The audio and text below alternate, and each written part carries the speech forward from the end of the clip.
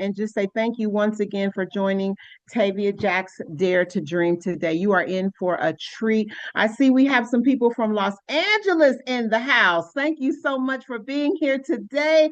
Houston is in the house. Charlotte is in the house. And Panama City Beach is in the house. Thank you so much for being here. Well, listen, I want to just give you a couple of things about what you are going to experience today. First of all, I would like to tell you, you are in for a treat. It is very important. Make sure you have your distractions turned off, even in the mental spaces.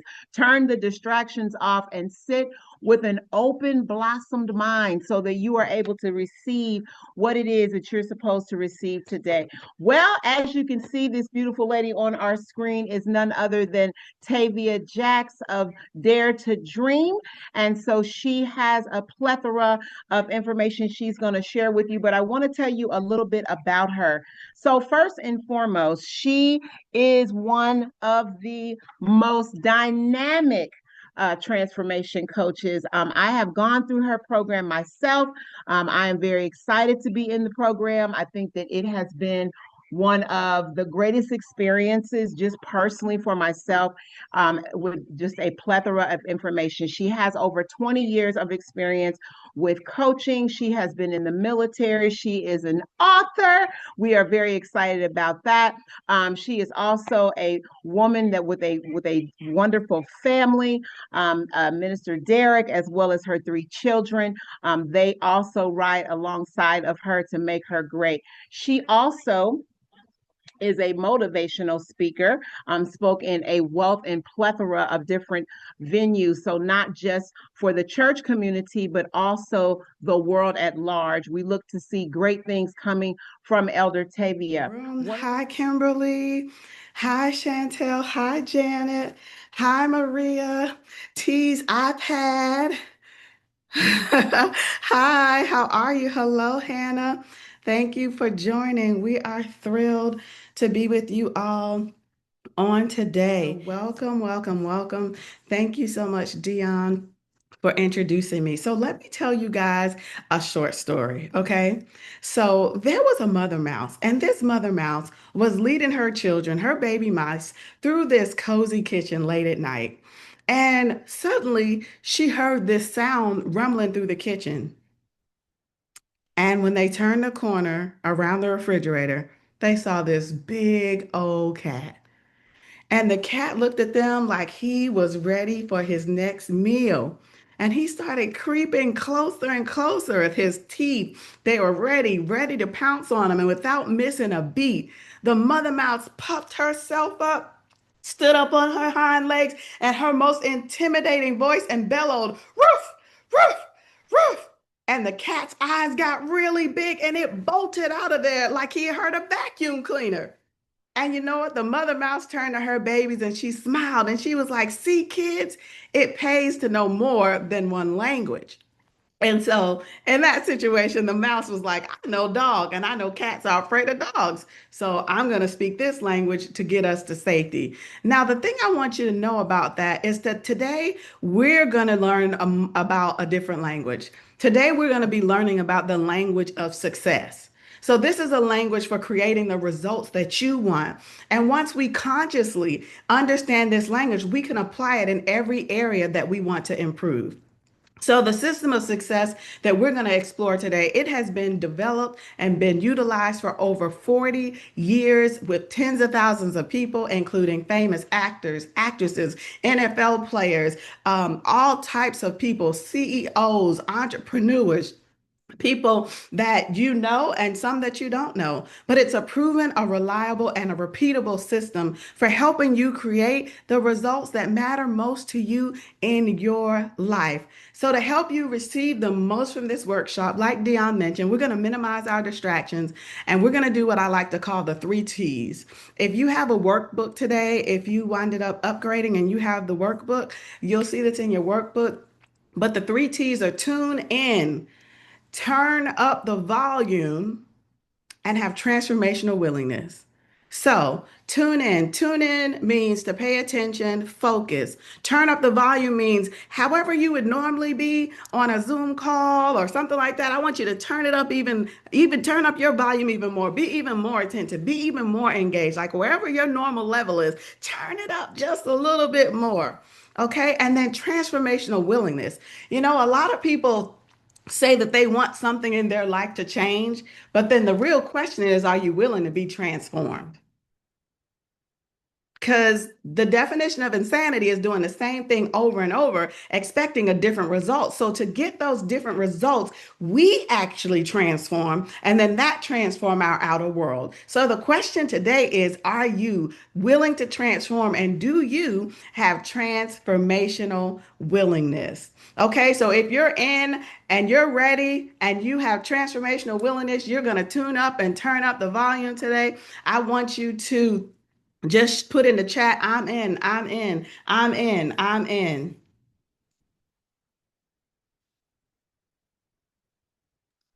Awesome, awesome, awesome. I see you dropping your IMs. I see you dropping them in the chat. I see you dropping them in the chat.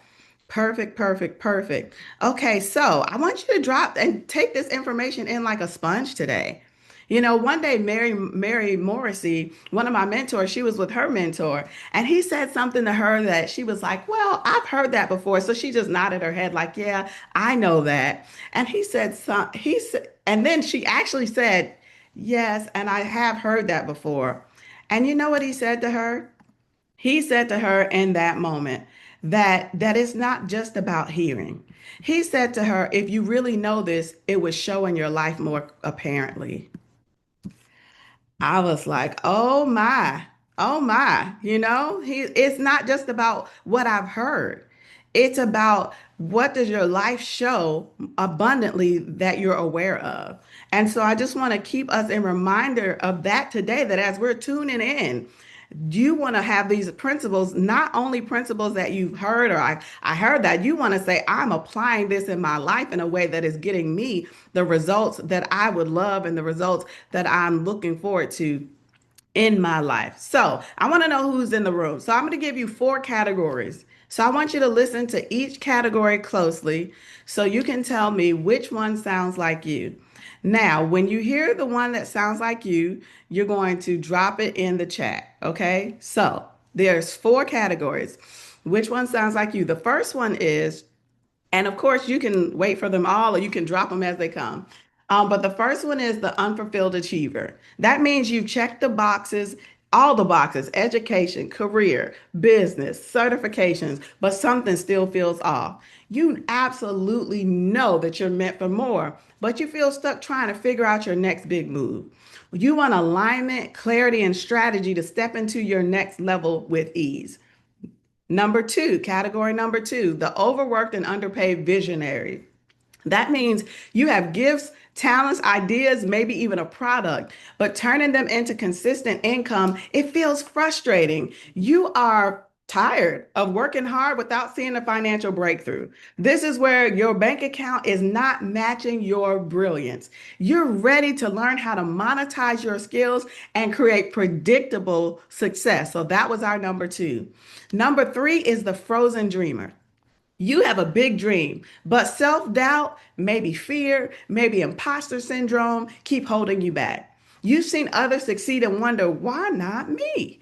And you need a mindset shift and a clear roadmap to finally take action. Hi, Dr. Deborah. Thanks for joining. And the fourth one is the ready for more entrepreneur. So if you're the ready for more entrepreneur, that looks like you've already had success in business. You feel like you've hit an invisible ceiling and you know how it feels when opportunities they just flow effortlessly. But right now that momentum might be missing and you're ready for guidance, strategy, and accountability to scale and sustain your success. So I want you to drop in the chat 1, 2, 3, or 4. Which one of those you resonate with most here? Number 1, the unfulfilled achiever. You checked all the boxes: career, education, business. Something feels a little off. You absolutely know you're meant for more. and you are ready to figure out how to create that in your life. You want alignment, clarity, and strategy. Number two, overworked, underpaid. You have the gifts, you got the goods, you have the talent, you have the ideas, but turning them into consistent income that gives you freedom has been frustrating. So you've been working hard without seeing the financial breakthrough to live the life that you know that you're called to live. That's number two. Number three, again, is the frozen dreamer. You have a big dream, but sometimes that self doubt or fear, imposter syndrome holds you back. And you've seen others and wonder, like, why not me? I know I'm capable. And you're ready for a mindset shift and a clear roadmap. And number four, the ready for more entrepreneur. I've had success. I've done amazing things. Now I'm ready to maximize this without using more of my time. Like, I would like to create more impact, but I don't want to be burnt out. I don't want to be overstretched. I don't want to neglect my marriage. I don't want to neglect my children. I don't want to neglect my responsibilities, the things that I'm helping, the organizations that I'm serving in. And you know that that is you. So let's see. Let's drop in the chat. And you guys may have dropped in the chat. Let me go find the chat here. Can y'all drop in the chat what numbers resonate with you? Hi, Dion.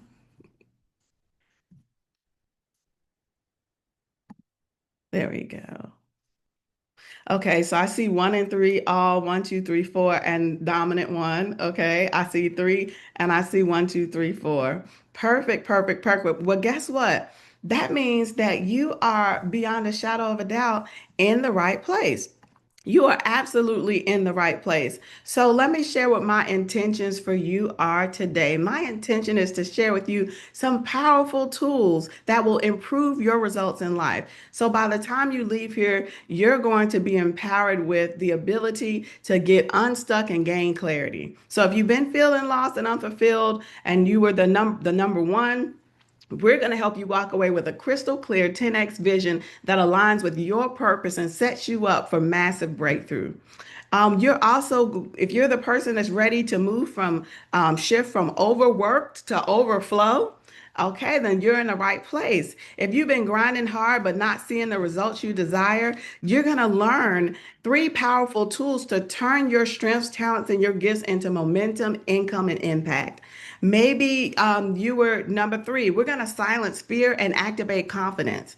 So, if any self doubt or fear or imposter syndrome has been kind of holding you back, today's activations will start to rewire your mind for confidence, for courage, and for unstoppable belief in yourself. And then lastly, you're ready to break through to your next level. If you're ready, if you're already successful, but you feel like you hit that invisible ceiling, guess what? Today is about deciding your next power move, the bold strategic actions that are going to catapult you into an extraordinary season of success that you'll know how to duplicate again and again and again, and the unique support that you need to speed up your momentum without working any harder. This is your time. This is your moment to dream bigger, to move into bolder, and to step into the limitless future that God has for you. So I'm going to give you everything I can during this time. Some of you are going to want to take this information deeper, and some of you towards the end of this presentation are like, okay, I got that part, ready for the next part. Great. So I promise you that I'm going to share with you how you can integrate this into your life and get more information. Are you guys up for that? Excellent. You can give me a thumbs up or you can drop it in the chat. Awesome. I see you, Maria. So, I see you, Kimberly. So, how many of you have ever achieved a goal or a dream in life? And when you first set the goal, you didn't know how you were going to achieve it, but you did it. Is that anybody? Since I can see y'all, you could just say like me or yes, that's me. You, Janet, got it. Okay, perfect. So, one of the things that I've noticed is that people are far more resourceful and far more powerful than sometimes they realize they're capable of. Sometimes people didn't know how they were going to do something, but many times it proves that they're capable and far, far more resourceful than they realize. So, I noticed from various speaking engagements, so I'll speak at events and conferences and corporate events, and a lot of the events that I go to speak at, speaking to groups and organizations on various stages, that our goals and dreams are often born also out of the challenges that we face and the pain that we've experienced and your unique encounter in life. And from those challenges and from that pain, a lot of people are birthing lives, but they're birthing places of impact, and they're birthing places to help other people. And so I help everyday people who know that they're designed for greatness, but they're experiencing lack from the level of fact. They may be experiencing sickness. They may not be manifesting the love that they would like. All of those things are wrapped up in the same success strategies, okay? This reminds me of a tiger named Rocky. So I'm gonna tell you about Rocky, okay? Y'all, there was a tiger, and the mother tiger, was pregnant with the baby tiger, and that baby tiger was named Rocky, but she hadn't had him yet. So the mother tiger was pregnant, and she knew it was about time to give birth. And so she was walking around, and this place didn't have much food, and so she was moving and moving, and finally she found some goats. And she was like, oh, this is perfect. I needed one more meal before I have this baby, and this is going to be perfect. So all of a sudden, the mommy tiger starts running towards the goats and chasing the goats, and she's bounding and bounding and bounding. And some of the goats start running, but she's close to one. So she takes that big last leap. And in that leap to grab a goat, she missed the goat, and her head fell and hit a rock. And when this happened, the mommy tiger, the baby, winded up just releasing from her body, and that baby was Rocky. So Rocky, being the tiger, a brand new baby tiger, he woke up, he came out, and he was just figuring out what was around him. And he was like, well, what is everything? And the goats came back and they saw the baby tiger. So the goats wind up befriending Rocky, and Rocky lived with him. Rocky ate grass like them. Rocky was bleeding like them and making the same sounds that they did, Dr. Deborah. Rocky was doing everything that the goats would do. So one day, it's been about 3 years of Rocky living with the goats. And this huge, humongous male tiger sees all these goats and comes running up to the goats. And he's going to grab him a goat for lunch. And then he sees Rocky. And that male tiger leans up to Rocky and stops running right in front of his face, because Rocky didn't run, even though the other goats did. And he said to that baby tiger, what are you doing here with these goats? And Rocky said, I am a goat. And he said, bruh, you are not a goat. You are a tiger like me. He said, no, no, no, no. I'm a vegetarian like the goats. I make the same sound as the goats. I'm a goat. That big male tiger said, come on over here to the river. Let's look in the water stream. And so they went to the river and they looked in the water stream so they could see their reflection. And he said, you see you see me, we look alike. And he was like, it could be a coincidence, right? So then that big tiger said, come to my cave. I just killed some other stuff and I want you to eat some meat. And Rocky was like, well, I've never had any meat before. So they went to the cave. He pulled off some fresh meat for him and gave it to him. And Rocky tasted the meat after he smelled it. And then he chewed it up and he swallowed that meat. After he swallowed that meat, it went down through his body. And then Rocky stretched his arms out and he stretched his legs out. And then he let out this great big roar. He had never roared before in his life. And some of you are going to be experiencing just a similar experience, the roar of awakening. Or maybe you've been amongst some buzzards. Maybe you've been amongst some chickens. Maybe you're realizing that you're an eagle. Maybe you're realizing that I don't want to just barely get by. I'm designed to have more than enough. Maybe you're realizing that maybe average is okay with some other people, but you're designed to live be the cream of the crop, that you're designed to live VIP, that you're designed to live with freedom, that you're designed to have enough to go to the spa, to get your nails done, to get a pedicure, to get your massage, to pick out the clothes that make you feel the most beautiful. You're designed to have the best care, to provide the absolute best for your children, to give them opportunities. And that is the roar of awakening. And some of you Maybe experiencing that now. You may experience that later on in this class, or you may have recently experienced that yourself. And I'm going to support you in getting the clarity that you need to break ground in your dream. So, most of us have signals that come up in the form of feelings. A lot of us, we have signals that come up in the form of feelings. And those signals that come up in the form of feelings, we call those feelings longings and discontents. We call those feelings longings and discontents. And with that longing and discontent, it's often the longing is like what I'm desiring for, like that I know that I would love, but I don't have it yet. I'm longing for this. Now, a discontent are the things that you presently are experiencing, presently have in your life, and you're like, this is not what I want. This right here is not it.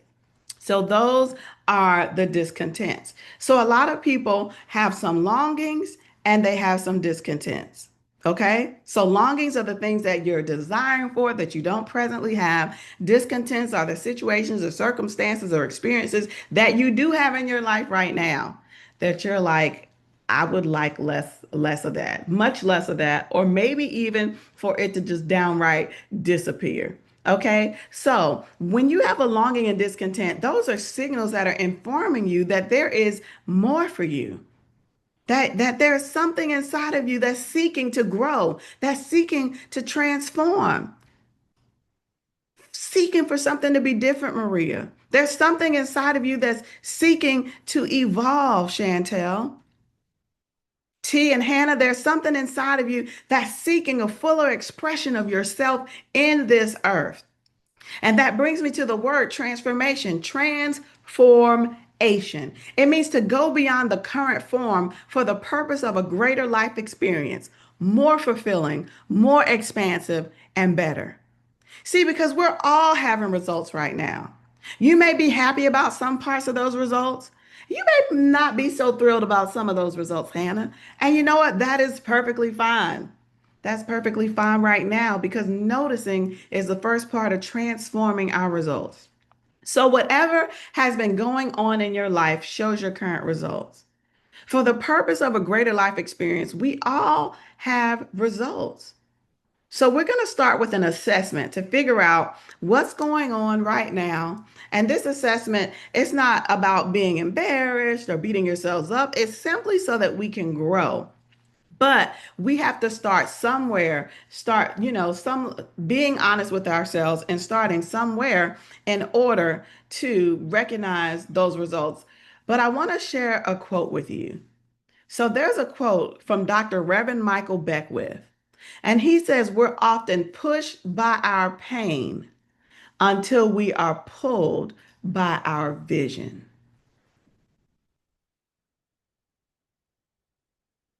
We're often pushed by our pain until we're pulled by our vision.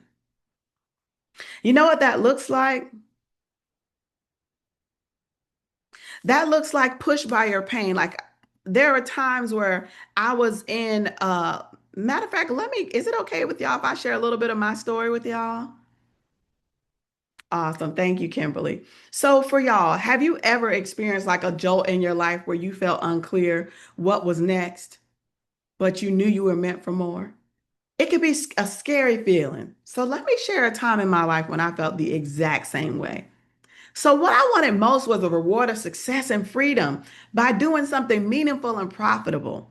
I wanted to make an impact, have flexibility, and be well rewarded. At this time, I had already went to college. I had already served 6 years in the United States Marine Corps, hoorah, and I was working in corporate America. And one day I turned on the news, y'all. Kimberly, it said that the company I worked for was being shut down by the federal government. It took my breath away. I'm like, did I just get fired on the news from my favorite company? Y'all, it was my favorite company. My husband and I, our three kids, we had just moved into this new, gorgeous, beautiful 6,000 square foot home. And immediately we lost our 401ks. our stock investments. And that feeling of insecurity was just rising up like, oh man, what's going to happen? Are you going to find another job like this? All the things. How long will it take? All the things, right? I felt embarrassed, y'all. I felt embarrassed. I had told everybody about that company. I felt some moments of fear and I felt lied to. Y'all, we had company meetings all the time. You telling me we're sitting on this meeting and y'all knew something was going wrong and didn't say a word. Have you ever felt like the rug was just pulled out from underneath you? Have you ever felt like you had to scramble to figure out your next steps? Maybe a relationship status change, something changed with your kids, something changed in your physical body. Maybe it could be a job. Well, one morning, as I was coming into consciousness, waking up, I kept hearing, serve more people, serve more people, serve more people. And I jumped out of bed, Hannah, and I said, what people? Chantel, I was like, Lord, what people? I do serve people. And I said, I do serve people. And I just started running down all the things that I do. I help people build businesses. I help people when they need prayer. I help people update their resumes. I help people with their mindset and motivate them. I help people with their marriages. And you know what I heard back? Yeah, on a pygmy level, Dr. Deborah. Like a small level. You just playing it safe. Yeah, you do it just enough that nobody really knows what you do. You do it just enough that you don't have a landing page. You do it just enough that you get to stay comfortable in all your insecurities and not grow into who I've called you to be. Y'all, when I had that moment that morning, I said, something has got to change. Something has got to change. And so I said, well, Lord, what do you want me to do? And I heard coaching and teaching and speaking. I'm at this point, listen, yes, sir. So I made a decision to change my life and take back control. Because even though I felt the uncertainty of things happening with the job and I didn't know where my paycheck was coming from in the next 2 weeks or if it was coming, I had a new conviction and courage that let the part of me that wanted to win, the part of me that wanted to dream big, win over the part of me that was terrified. Because opportunities rarely come when it's comfortable and when it's convenient for you. Come on, somebody. And so I began educating myself and shifting my mindset and elevating my awareness. And I was able to tap into a proven and reliable and a repeatable system that I applied to my life, and everything began to change. And let me tell you a little bit about my life today. Now I feel fulfilled. I feel stable. I feel empowered.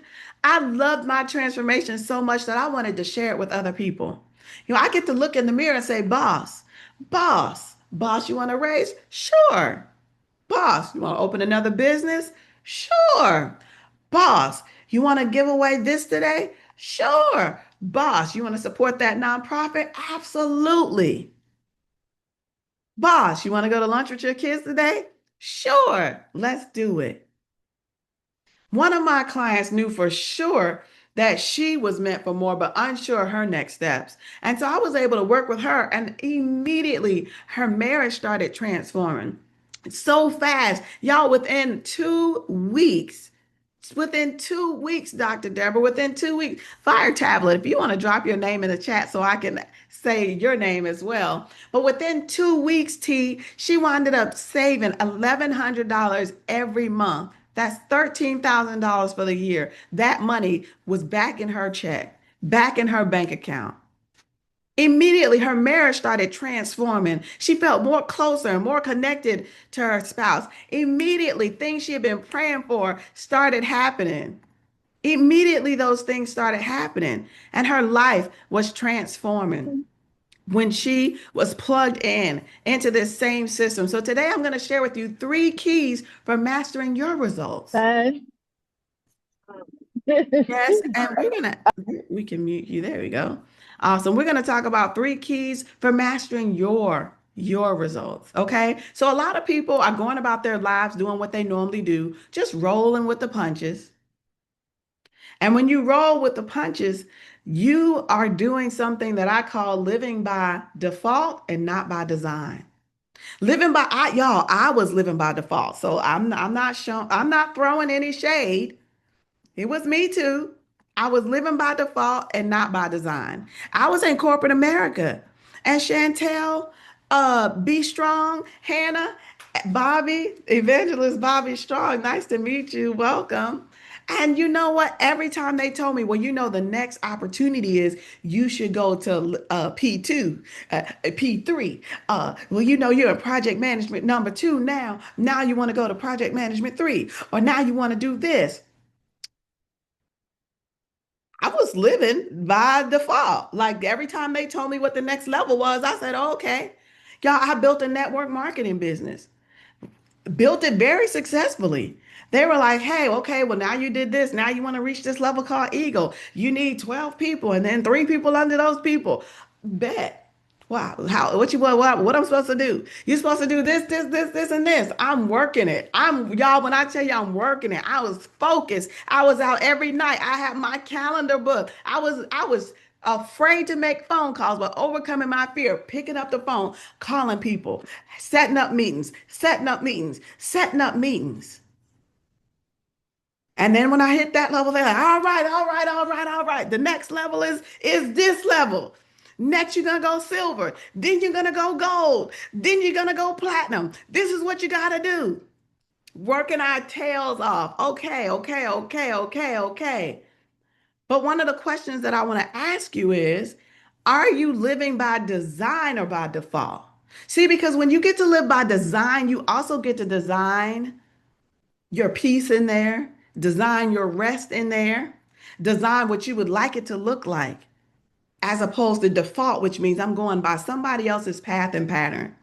See, when I was over there living by default, everything had to be a specific way, their way. It didn't get to be my way.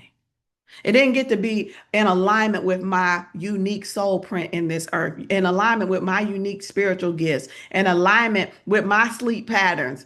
We was in there having meetings and night owls and up to 2 and 3 o'clock in the morning going to work. And at the time I was proud of myself. Woohoo, I'm doing it, I'm doing it, I'm doing it.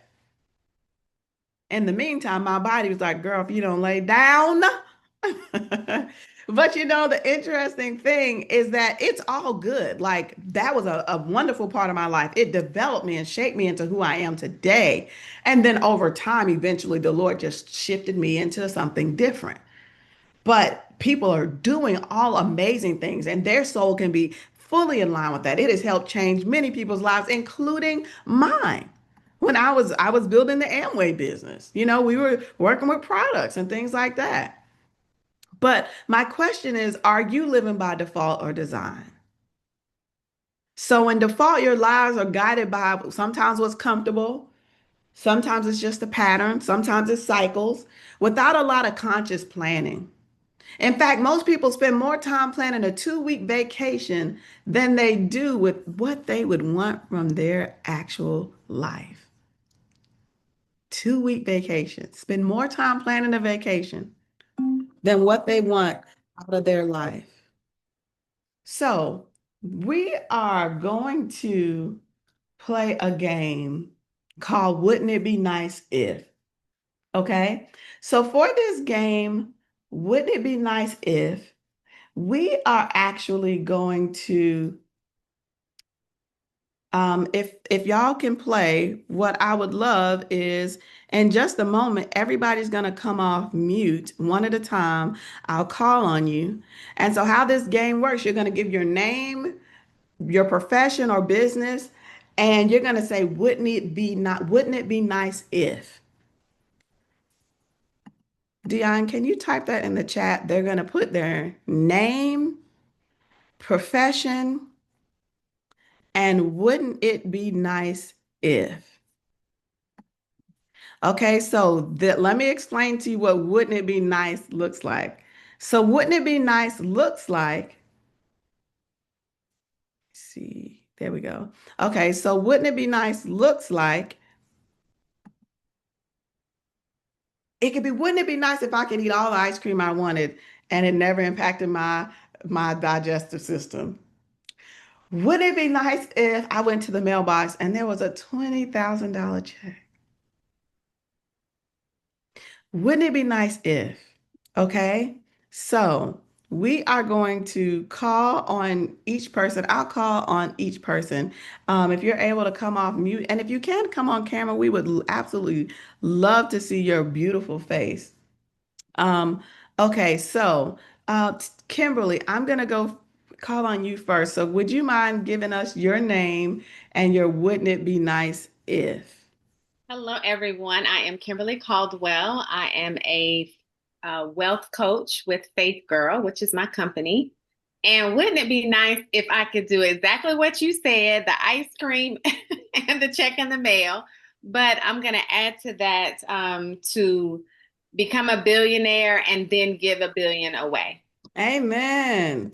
I love that. I love that. I love that. I love that. Excellent. Maria, are you able to go next?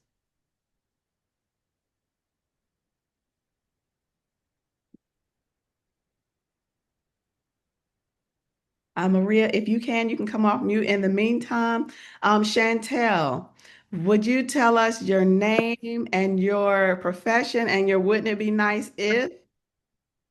Hi, I'm Chantel. Um, my name is Chantel, and my profession, I had a daycare, but my family passed like five of them back to back. So Hmm. I'm recovering and trying to get things pushed and started again. And it would be nice if I could just bless multiple people Hmm. and help them. I like the underdog. So Yeah. helping parents and I love the kids with special needs. Love that. Beautiful, beautiful, beautiful. Thank you. Thank you, Chantel. Thank you for sharing. You're welcome. Please, iPad, would you come up and you tell us your name and your profession? And Good morning. nice. Oh, that's two of us. Okay. I'm sorry. Go ahead. Hi, my name is T, um, and I'm a registered nurse. Wouldn't it be nice if I could fulfill my dream, my love for travel, while being able to pay all my bills on time and using my gifts, um, in a way that could be beneficial to other people? Amen. That's beautiful. Love it, love it, love it. Okay, Fire Tablet, you're next.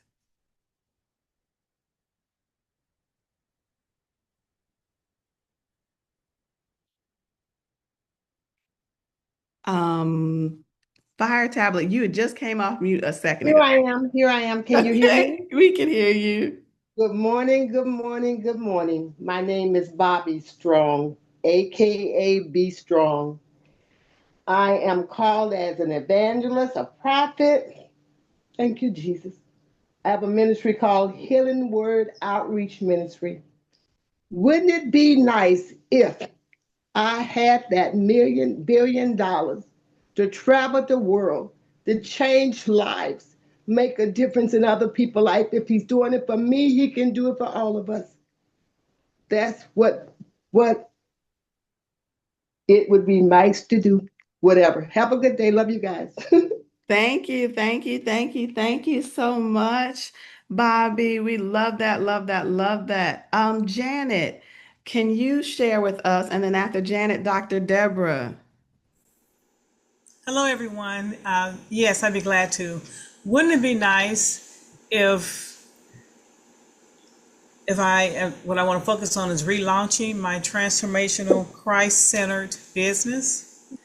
I am going through a training for deliverance ministry, and I'm also just completed chaplaincy training and focusing on helping people focus on healing and health, especially through menopause. And I am a nurse also. I heard someone else say that. Mhm. Awesome, awesome, awesome. And can you tell us your wouldn't it be nice once more? Excuse me? And can you tell us your wouldn't it be nice once more? Okay, wouldn't it be nice to relaunch a transformational business with a strong focus on what what God has placed in my heart to do to fulfill his journey for me? Wouldn't it be nice to offer deliverance ministry to those who are ready to transform their minds as well as their life? Come And wouldn't it on. be nice to really help people focus on healthy healing through menopause training and classes? Yes. I love that. And it's needed, Janet. All is needed. It's needed.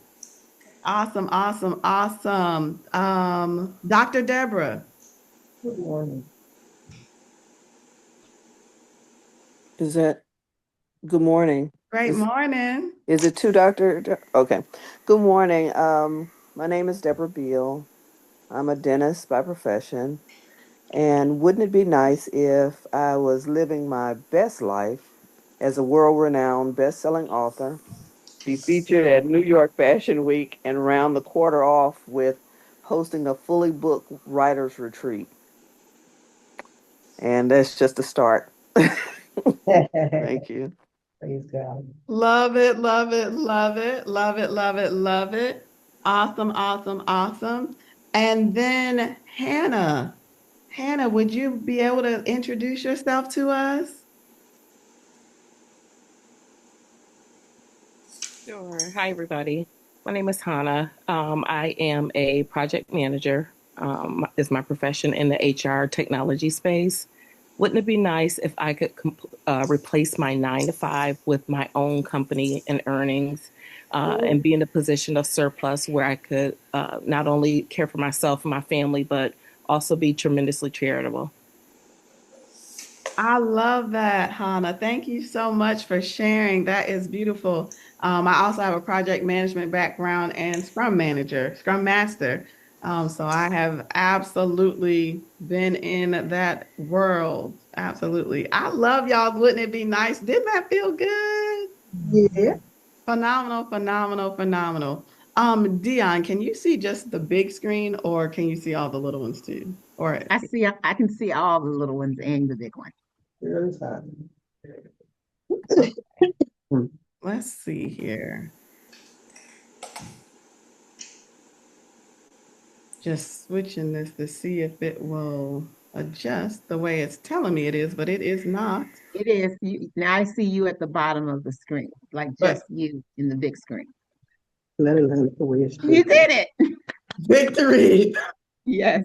We apologize, everyone. We just tested this. That's funny. Okay, awesome. Excellent. Okay, so y'all, the next thing we're gonna do is we're gonna play a activity where you're gonna find some colors on the screen. So everybody, you're gonna pay really close attention to the screen. Okay?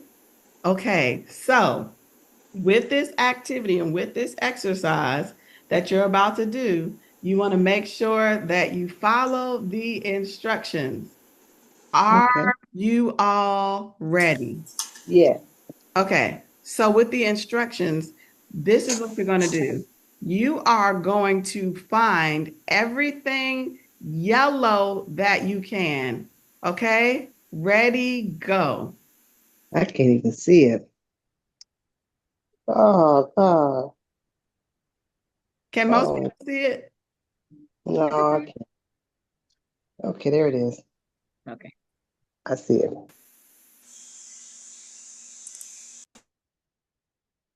Okay, time's up. I'm going to give y'all 10 more seconds. So take 10 seconds and see the things that are yellow. Okay, everybody ready? Okay, go.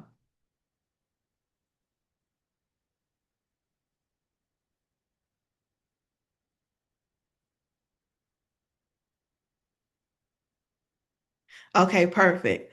Can y'all drop in the chat how many things you counted that were yellow? Drop in the chat. Let's see what y'all got.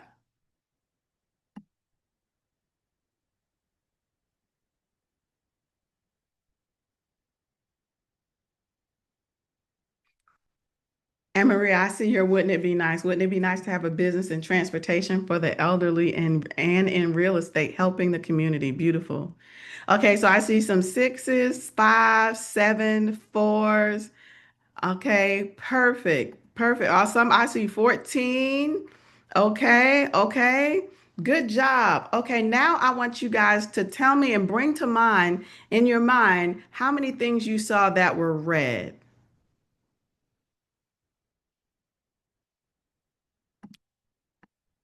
So I want you to drop how many things you saw that were red in the chat. Dr. Deborah said about 3. Janet said, question mark, question mark, question mark. Somebody said 2, somebody said 3, somebody said, I don't know. Okay, so y'all, in this picture, there were tons of red things, like 1, 2, 3, 4, 5, 6, 7. There were almost as many red things as there were yellow things, okay? But the point of this is understanding that there's an area in our brain called the reticular activating system, and its whole job is to mediate your overall level of consciousness and awareness. Its whole job is to say, find what they're looking for and show it to them. That's what your brain does when you tell it you want to find something. So as you're looking for something, it's going to filter out the things that you're not looking for, and it's going to pay attention to what you're telling it you're looking for. You know, there's a scripture that says, seek and you shall find. Okay, I'm going to leave that right there. Now, most of us, we're taught to focus on thoughts of things that are safe or reasonable, why we can't have something, what's missing, what problems we might face, why something won't work. But if you want to change your results, you want to start thinking about the things that you actually want to see and the results that you would love to have. So let me give you some examples of this. Have you ever bought a car and you didn't see that car that much, but all of a sudden, Hannah, after you bought the car, you see that car all the time on the road? How about this?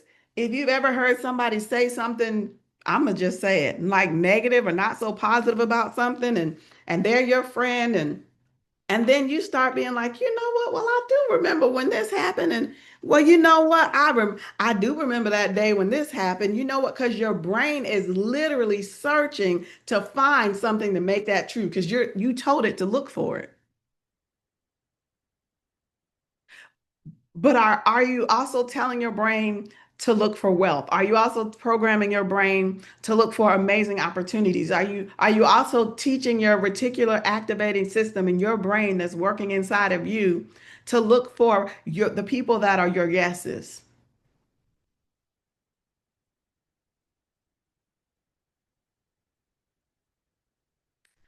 So what are you teaching your brain? Because this increased awareness will change everything. I had a masterclass like this in January. And one of the people that were in our masterclass, she came here, did this exercise, and in this exercise,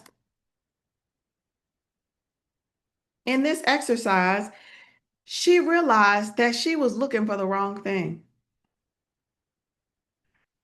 She was looking for the wrong thing. Let me tell you what that looked like. It was time for her to move to a new apartment. And instead of looking for what she would actually love, she was looking for apartments in New Jersey.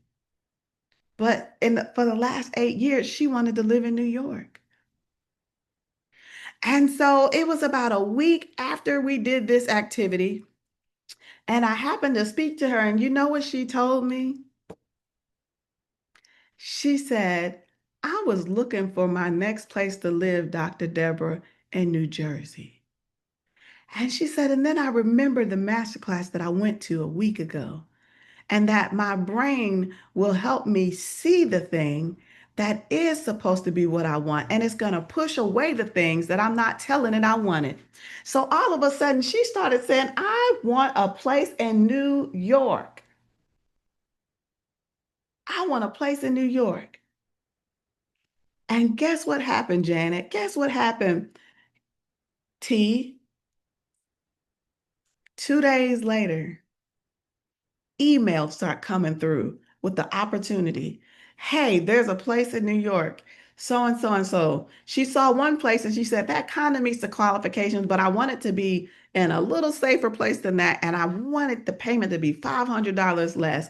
Within minutes, another email came through with exactly that. The place that she wanted it to be in, it was $500 less. And you know what? She went there. And she went to look at the place and she said, well, how are you guys going to decide who gets the place? Because there were all type of people walking around at the open house. The lady told her whoever sends in their information first. So she went home from that open house. She was filling out that paperwork and sending in her job certification and her pay information. Da da da da da da da da. And she was the one that got approved. And when she went there to walk through the house, when they were giving her keys, the new landlord said, she said, congratulations. And she said, well, I'm glad it was a man. And she said, I'm glad I was the first person to submit my information. And he said, you weren't first. And the realtor said, but she's favored. And that's why she got this place. Hello, somebody. But y'all, she wouldn't be living in her dream city if she hadn't came here and raised her level of awareness to open her mind to the possibility that I could live here. Because you know what everybody else said? You're a single female. You're not married. No single people live in New York City. Everybody got to be married. You got to have 4 or 5 roommates to afford a place in New York City. Well, that was before they knew a transformational life coach that could teach them laws of success that could work for them. So she is absolutely loving where she lived. Y'all, she had wanted this for 8 years.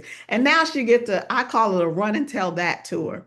Anybody know what a run and tell that tour is? It's when all the naysayers, all the people that didn't know how big your God was, all the people who didn't believe it was possible for you, that you get to go tell one person and send them on a run and tell that tour. Now go tell everybody else that y'all talked about that with what just happened in my life.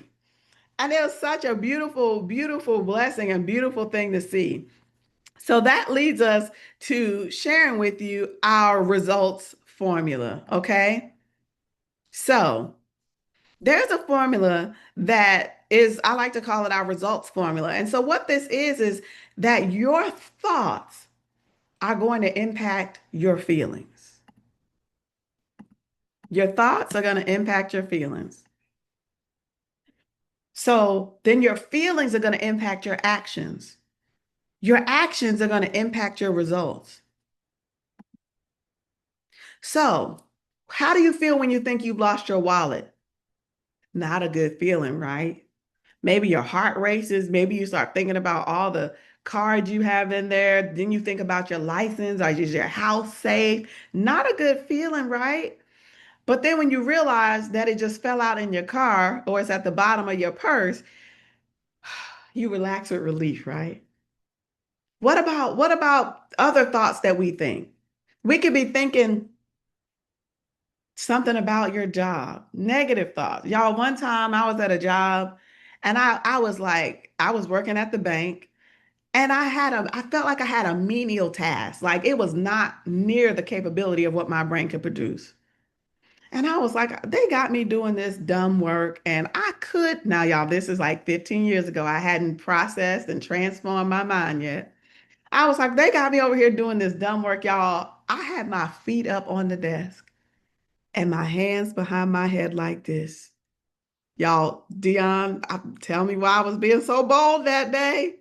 I was that because, I know why. This right here. Because in my thoughts, I was thinking, this little menial task they got doing is beneath me, T. Bobby, I was like, I was feeling like this isn't right. And I was feeling like I'm going to do whatever I want to do. So that impacted my actions, which is why my feet were up on that desk and my hands were behind my head in that moment. And they had been talking about this at the water cooler. So somebody else also had mentioned this and now it soaked into my mind. So it impacted my thoughts. Then it impacted how I felt about the job. Then it impacted my actions. I wasn't working as hard. It impacted my results because why did my manager happen to walk around that corner? Janet, don't laugh at me, Janet. I felt horrible. I was like, oh no. She was like, let's have a talk. Okay. And so, I went to her office and she was like, I expect more out of you. Yes, ma'am. I expect more out of me too. I expect more out of me too. And so, we had a talk about, I said, don't worry, you're going to see a quick change. But y'all, the only reason why my performance declined is I was listening to the other people and all the people were complaining and whining and talking all this stuff. And I was like, yeah, yeah, yeah, yeah, yeah. It all started with the thoughts.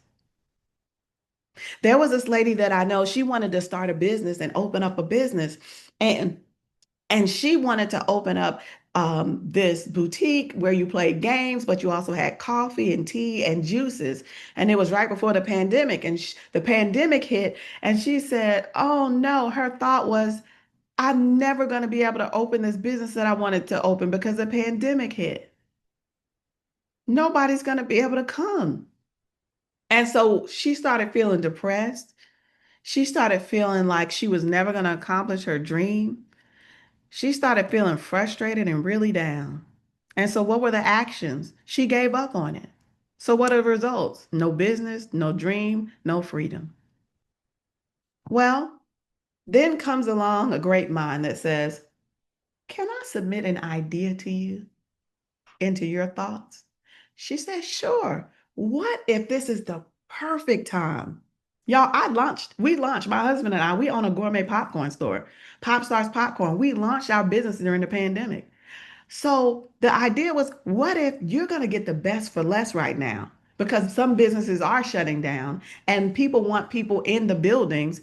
So what if this is the time where you can negotiate like never before? What if this is the best time for you to have time to upfit your building and get it ready so when the pandemic lifts, you can do exactly what you want to do, Hannah? What if this is that time, Dr. Deborah and Chantel? So she took that idea, her whole countenance changed. She was like, what if this is the time? She started feeling excited and happy. She had hope. Guess what action she took? Called a real estate agent. He said, oh, there's 4 places available. You want to go look? She did. Guess what happened? She was able to negotiate and get the best for less. Then guess what happened? She did all the upfitting, and the pandemic didn't last nearly as long as she thought, where people couldn't go outside. By the time she was finished upfitting, her store opened and everybody could come. She accomplished that dream. It would have never happened if she didn't have a change in her thoughts. Y'all, this applies to your relationships with your children, with your spouse. This applies to your relationship at work with other people. This applies to your relationship with money. What are you thinking about your money? Are you thinking, I always don't have enough? Are you thinking, it's so hard to make money? Because if you think that, it's going to impact your feelings. And if you feel a certain way, it's going to impact your actions. And then it's going to impact your results. Or are you thinking, I live in God's abundant universe. There is no shortage or lack of supply that can be rerouted and routed to me. Are you thinking that anytime I use my energy, that I'm going to have an immediate and a residual return on the investment of my time, my money, or my resources? What are you thinking? Because anytime you start changing your thoughts, your feelings change, your actions change, your results have to change. This isn't a idea. These are proven laws. Okay. So when it comes to you, what does that look like for you? Are you ready to create no new results? Are you ready to notice what you've been noticing? What are your thoughts about your business? What are your thoughts about being able to travel? What are your thoughts about even being able to have the freedom and the opportunity to travel? Y'all, the very last job that I got, I started creating the job that I wanted by design and not by default. That I wanted to still be able to travel, I already owned 2 businesses at that time. I said, Lord, I would love an opportunity where I could still work and get full-time pay, but also run both of these businesses. Do you know that the last job opportunity I got, I had unlimited PTO and the people use it? It wasn't like one of those like, well, don't take it. We just put that on paper. No, baby. We were out here building businesses, doing the purpose that I was called to for my life and completely excelling at that role with excellence. But that was because I built it by design and not by default. I didn't listen to the other people that told me, well, it's hard to find a remote job, or you won't be able to find a good manager, or you won't be able to build a business and do this. You won't be able to have two businesses, be serving in ministry, be married with three beautiful children, and do X, Y, and Z, and write a book. My first book came out this year in January, because we're building by design and not by default. So I want you to notice what you've been thinking about your health, about exercising, about God, about money, your spouse. What are your thoughts about motivation? What are your thoughts about your purpose? Because you get to choose. You get to decide. Okay? So now we're going to do a life assessment. And so with this assessment, we're going to just increase our awareness. So if everybody, you're going to want to maybe have a little notepad or something just to write some numbers down on. If you did the VIP program, then you probably already have the workbook for this. Okay, so we're going to do an assessment. So I want you to be honest with yourself. This isn't about beating yourself up or anything, nothing like that. We're just giving an honest assessment, no judgment at all, no judgment at all. We're just giving us an awareness of the patterns that we've seen in the past so we can make some selections for today, okay? Okay, excellent. So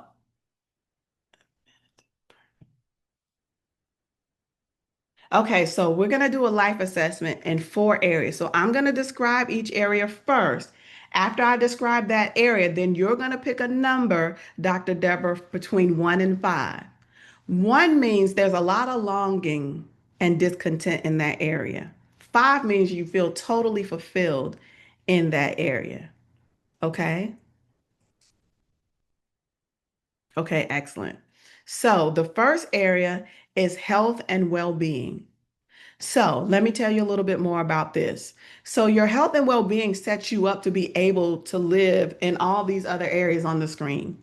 Without health, it's really hard to have the relationships that you enjoy, the career that you enjoy, businesses. Without health, it impacts a lot of things. Like there could be a long-term health thing, but if you just imagine one day when your stomach, if you got food poisoning, it shuts things down. Okay, so just imagine health in every area, whether that be your mobility, whether that be, any physical ailments, all of those things. Time and money freedom, like you could have time and you could have money, but if you don't have health, good health, then that could make it difficult for us. So health is one of the things we all have in common because we all want good health, great health. So let's look at where our health is. You might be the person who feels stuck in your ability to transform your health, whether it's losing weight, getting fit, or sustaining long-term results. You may have relatively good health, but you don't have any symptoms, but there's more vibrancy and better health you could experience. You may be the person who hasn't prioritized self-care and you've allowed stress and circumstances and situations or conditions to control your actions and your mood. Or you may be the person who wants to heal from a chronic health issue so you can enjoy life more. Okay, so those are some things to think about when you're rating this. So choose 1 to 5. 1 is you have a lot of longing and discontent, things that you are experiencing that you don't want, and things that you would love that you don't currently have. So everybody write down your number for health and wellness. Next, we're going to go to love and relationships. So we all have relationships. So let's consider if you may be a person who desires to have deep, fulfilling, beautiful, fun, more supportive, more passionate relationships with a loving and caring partner. Or you may be the person who wants to deepen and expand the relationship you're in. You may be the person who's ready to have more friendships and more connected relationships that are at the level of who you are today and who you're becoming. You may know you have good, solid relationships, but there's a sense that some of your most important relationships are on autopilot. Or you might need to heal or want to heal some discord or some disconnect or some painful things in relationships. So on a scale of 1 to 5, how fulfilled are you? 1, There's a lot of longing and discontent. 5 is totally fulfilled, best it's ever been. Now remember, our promise is to be honest without judgment. Next is vocation. So vocation is what you're doing with your time and your talent. It's knowing that you're doing what you're meant to be doing as well. So you could be stuck in a job that you don't like, that you don't look forward to going to. You could be like, I love my work, but maybe you want it in different parameters. Like my husband's mom and my mom are both retired nurses. But I remember growing up with my mom and all the different places that she worked with nursing. And I remember one job, like she had to alternate holidays. So it was like it was always, either you're home on Christmas or you're home on Thanksgiving, but we didn't get to spend both of those days fully with our mom. Or there's been tons of different things, like whatever the job may be. Or when I was doing network marketing, maybe it was like, I love what I'm doing. I love connecting with people. I love helping them build a dream, Kimberly, but maybe it was something else that I just wanted to be a little bit more in alignment with who I am. Okay, so maybe you like to work, but you're working too many hours. Like, all right now, y'all, I don't mind serving people, but y'all not about to drain me, Bobby. I love serving in ministry too, but there is a time when this phone has to go off.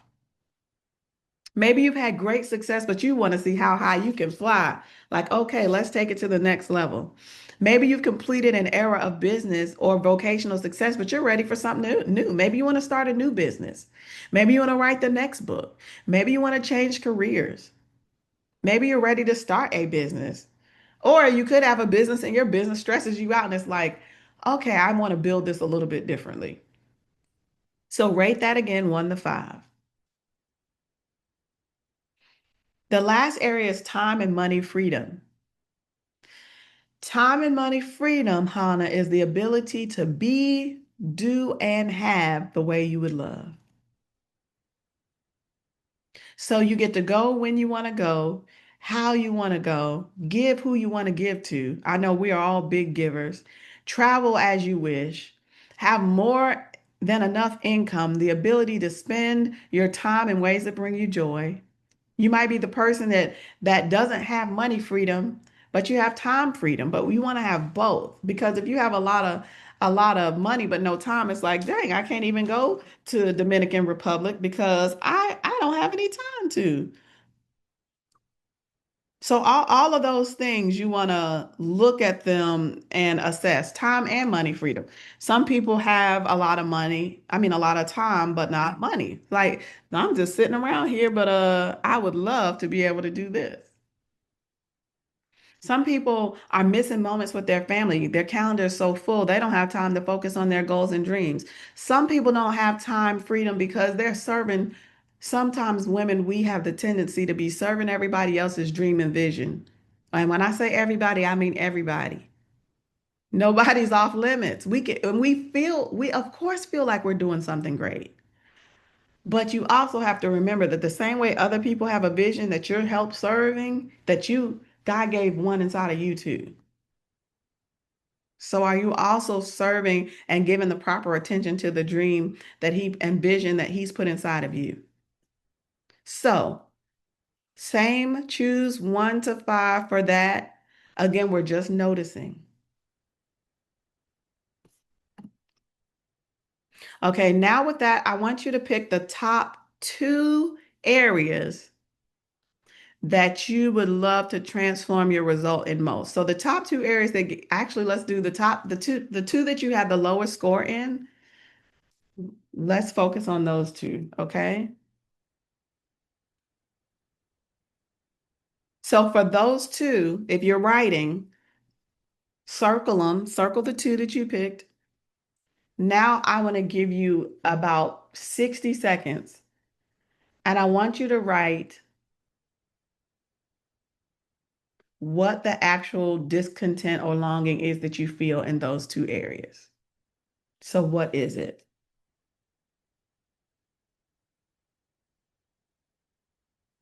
So an example could be if you pick time and money freedom, it may be, you know, I want to pay my bills on time. I love to pay some of them just quarterly, pay them 3 months in advance. What is it that you're longing for that you don't have? And what are you discontent with? Maybe it's like, I am not happy about blank. Okay, so I'm gonna give everybody, I'll give you 2 minutes because you have two categories. So I'm gonna give everybody 2 minutes to write in both of your categories.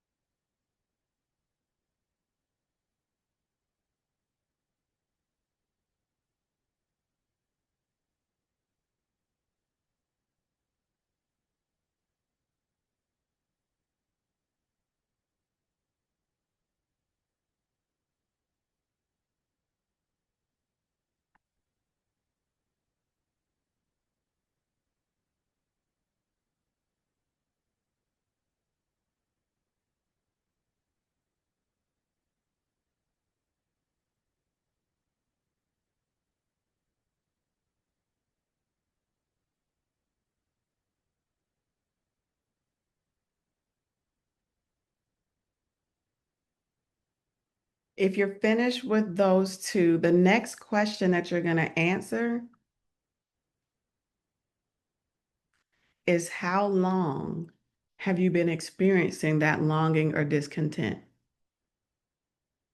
Say, for example, it was health, and you may feel like maybe there was like some health thing that you haven't been happy with. Maybe it could be your weight. Maybe it could be, a iron deficiency or anything. It could be your blood sugar, or it could be how your knees feel, whatever it may be. How long have you been experiencing that discontent or longing? Has it been weeks? Has it been months? Maybe it's something with the job or business and your freedom. How long have you experienced that? Has it been weeks? Has it been months? Has it been years? Has it been decades?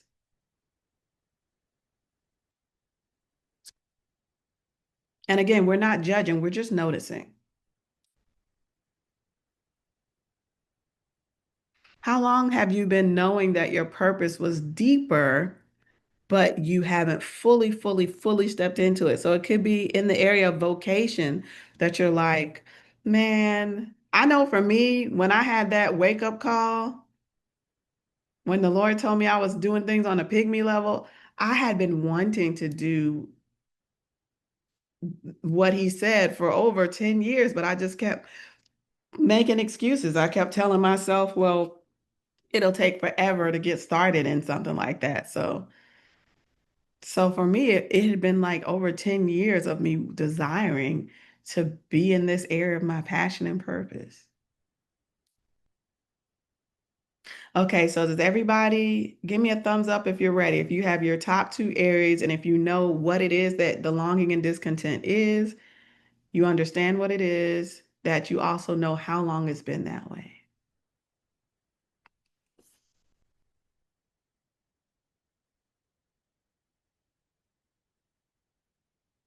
Okay, Janet, I see your thumbs up. Hannah, I see your thumbs up. Good. Kimberly, are you still writing? Good. Okay. Perfect. Very good. So now that we know that, let's talk about 3 keys to creating results. Good job, Maria. I see you. Let's talk about 3 keys to creating results that you would love. Okay. So to create results that you would love, we move from living by default to designing our life. So you get to design your dream because clarity is power. We also know that when we start designing that your brain is going to work for you. Your brain is created to do so many amazing things. And when you learn the inner workings of it, or you're taught the inner workings of it, you can have amazing things happen for you that you don't work any harder for. You just allow your brain to do what it's designed to do, but now you're giving it the right stimuli to create results you would actually like instead of results you don't want. So design your dream, because clarity is power. And clarity brings you commas. Just like when you have a clear blueprint, if you want to build a house, same with your dream. You can't walk up to an architect and say, I want you to build me a big, beautiful house. Okay, go. And think that that's what you're going to get. That architect could be like, well, I'm from this place, and big, beautiful house to me is 1,500 square feet with 2 bedrooms and 1 bathroom. And you were like, that's not what I was thinking about when I said build my dream house, big, beautiful house. Maybe big, beautiful house means you want brick. Maybe big, beautiful house means you want stucco. Maybe big, beautiful house means you want 2 stairwells. Maybe big, beautiful house means you want an elevator. Maybe it means you want 5 bedrooms, but maybe it means you want 10.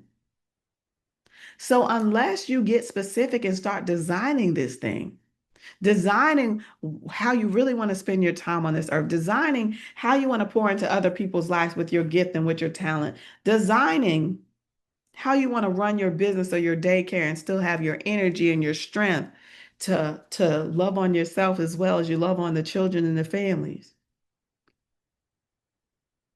What is it for you? But you get to design. You get to design.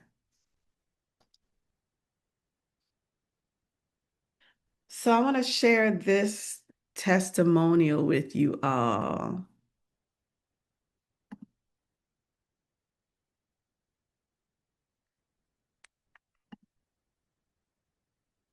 I know my head is in the way. I'm like, okay. So Ronaldo, so as a part of the 12-week Activate Your Dream Life program, her goal was to increase her income after 3 years of having unsatisfactory business revenue. Now, Ronaldo did not work a job. She was a full-time entrepreneur when I met her. She had 2 children, and at that moment, she was living with her parent, her mom. Okay. She said, Tavia Jacks helped me identify and overcome several mindset blocks, leading to significant improvements. A major change was the introduction of a new service line offering author coaching and self-publishing support, which quickly became the most profitable effort service that she's offered to date. My revenue for the last 4 months of 2023 was around $5,750, but it exceeded $20,000 in the first 4 months after she was utilizing the instructions and the steps that I was able to provide for her. It also enhanced her faith and spiritual connection, improving both her personal and professional life. I was able to talk to Ronaldo in May, and her life has continued to skyrocket. I mean, she's like a whole different person. She's so much more confident. She moved out. She no longer lives with her mom. She's moved into her own beautiful place with her 2 children. Like her life is transforming. Like she feels like a whole different person. And it is absolutely beautiful to see. Absolutely beautiful to see. So I wanted to share that with you all. So there's a quote by Napoleon Hill, and it says, no one amasses great wealth without the help of others with specialized knowledge. So that could be a tax person. One of my mentors, she's an amazing, phenomenal Black woman, and she is a multi-millionaire. And I remember one year she told me, she said, I had to pay $100,000 in taxes, and I was so distraught. And she winded up talking to some people, and she found a person who was a specialized expert in taxes that said, oh, well, it was because you didn't put this in the right place, and you didn't put that in the right place, and you didn't have this account for your kids, and you didn't do this. And the next year, she didn't pay $100,000 in taxes. She probably paid $15,000, which was super doable. But the thing is that there was specialized knowledge and somebody who could help make everything better, but she had to allow herself to receive that information. Make sense? Okay, so the next step of the 3 steps is to decide for your dream, to have a decision mindset. You got to decide. And I know that word can sound really simple and really easy, like, oh, decide. No big deal. Yeah, but there's a difference between deciding and choosing. Okay. So when I decide for my dream, the IDE, it means to kill other things like pesticide, insecticide. If I'm using pesticide, I'm killing off the pest. Herbicide, I'm killing up the weeds. So when you really decide something, you're going to start killing the things that have stopped you from doing that thing before. And that is so important to know that you're making a true decision to be all in. Decide for your dream, to have a decision mindset. So my question is are you ready to decide to pour into you? Are you ready to decide to pursue your dream? Are you ready to decide to increase your level of satisfaction with your time and money freedom, with your health, with your vocation, with your business, with your relationships? Because all of those options are 100% open to you, but you get to decide. So I'm going to show you my bold method here. So to create better results, one, you want to have boundaries. You want to set boundaries around your time. Let me set this way. I'll switch me here. You want to set boundaries around your time. There we go. You want to set boundaries around your time. So if you have a gift inside of you that you're monetizing, then even though other people have made amazing and important things, some of that time should be allotted towards what you're doing, the vision you've been entrusted with. Boundaries around your relationships in your marriage. Because that's an important relationship. Maybe you have boundaries with your friends. Boundaries are beneficial in general. Boundaries around your time. So I know some people at work, they want to work till 8 p.m. No, ma'am, no ham, no turkey. That is not my shift. My time is up. And if I work diligently during my time and this thing is not completed, ma'am and sir, then you all need to reallocate additional people to this project. But what I'm not going to do is what I did at my first jobs, working from 8 a.m. to 8 p.m., burning out, not spending time with my family, mentally exhausted, not being able to build any additional businesses or connect with purpose. Boundaries. Second is optimize your calendar. Where are places that you can maximize efforts? What are things that are just draining your time? Optimize your calendar. Make it work for you.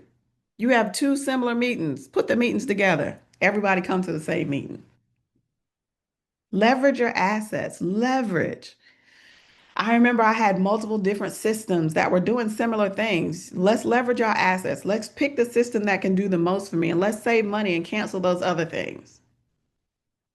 Leverage your assets. And this applies to many different things. And the last one is decide. Okay, so those are some ways that you can also get better results.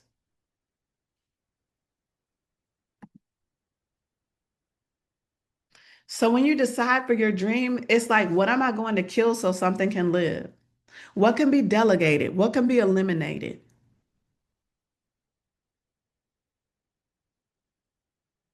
You want to decide for support. So when you decide for support, you're killing the strong Black woman thing that I got to do this by myself, or I'm not going to be viewed as a strong woman.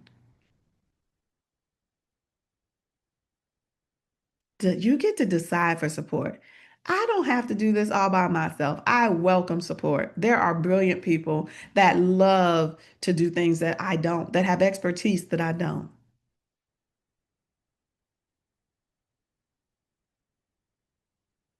A lot of people are in a slowed down system of creation and manifestation reception because you don't have the proper systems of support. You could create faster if you had more support. You could create better, quicker if you had more support. We can move faster and be further along when we have support. Okay, so this is all a decision. You get to decide. So the choice is yours. The choice is yours. What would you choose? What would you choose? Okay, so I'm going to show you guys something. And can I have a volunteer? I need one volunteer that's going to come off mute and just read the next thing that I'm going to have on my screen. Would there be a volunteer that could help? I will. Okay, thank you, Kimberly. Okay, let's go here. Okay, not this one, but the very next thing.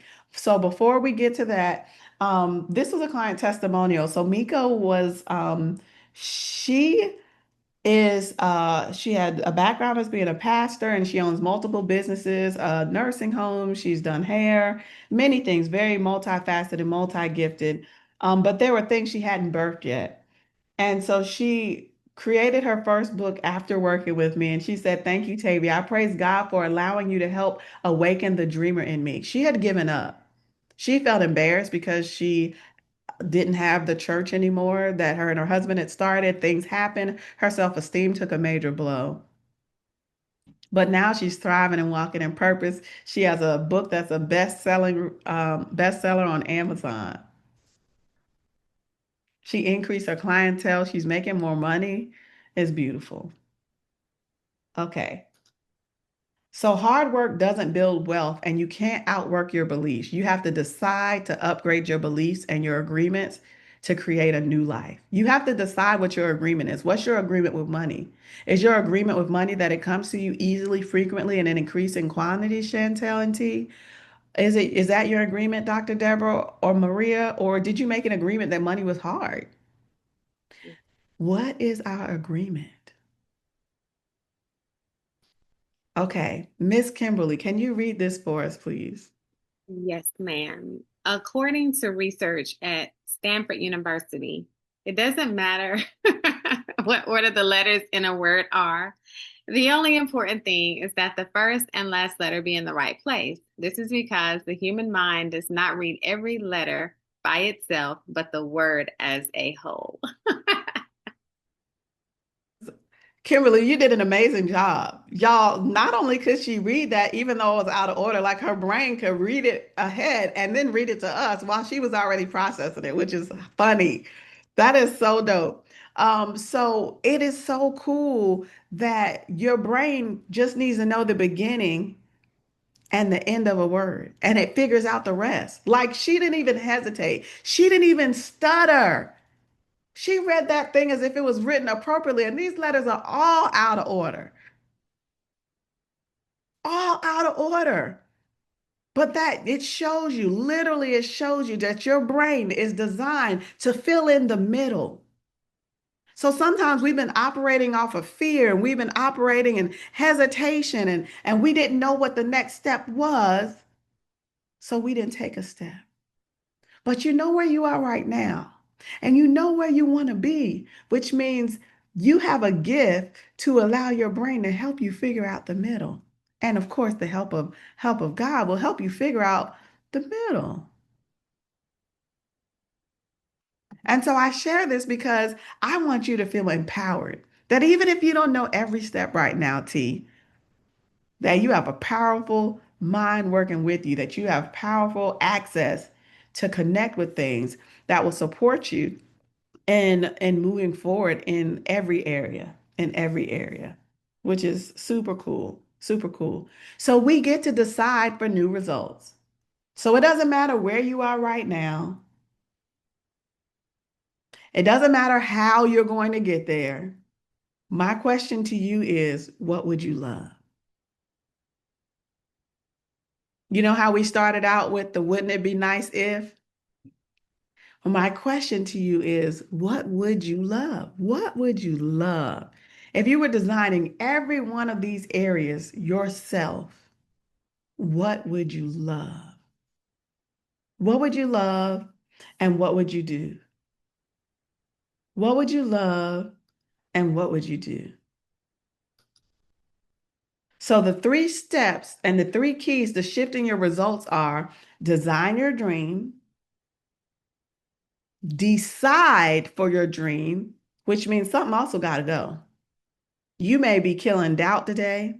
You may be killing procrastination and hesitation today. You may be killing imposter syndrome today.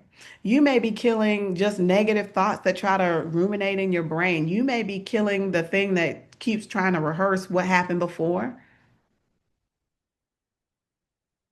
But what are you going to do today? You get to decide. The next is feel the fear and do it anyway. Feel the fear and do it anyway. Fear is false evidence appearing real.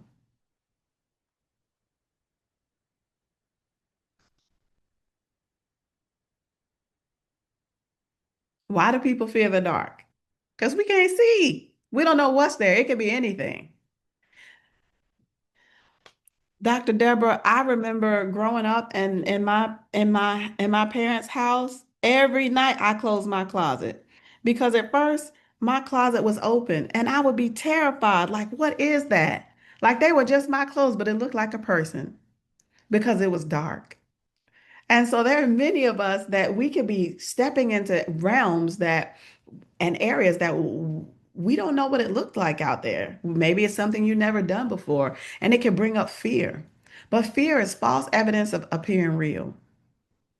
You know what fear also means, Chantel? Fear means you're on the edge of the reality that you've known. So fear just means that you've taken yourself up to the place where you're comfortable and up to the place where you know what's going to happen. So then something in our brain kicks in and says, we don't know what that is. We don't know what to do next. We don't know what's about to happen. It doesn't mean that it's a bad thing, Hannah. It just means your brain is saying, we don't know. It's saying, this is the edge of what I've known.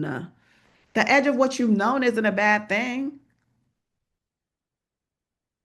It's like going swimming for the first time, standing at the edge of that pool. Now, I had never gotten in water before. I don't know what's about to happen. So what does that cause for some people? Fear. What's going to happen when I get in this water? All fear is telling you is that it's the you don't know this reality yet, but you can learn that reality. You can get safety in that reality. Hey, go ahead and give me a life jacket. Somebody walk with me. Somebody go with me. Matter of fact, let me get a swimming instructor. Whatever that thing is. Now, there's another quote about the dark and fear that I like, and it's that you can't chase away the dark, but you can turn on the lights. You can't chase away the dark, but you can turn on the lights. That means you can get new insight and revelation to that area that was unknown to you so it doesn't feel dark anymore. Turn the lights on, get some support, get some help, but create an environment where you get to keep moving forward.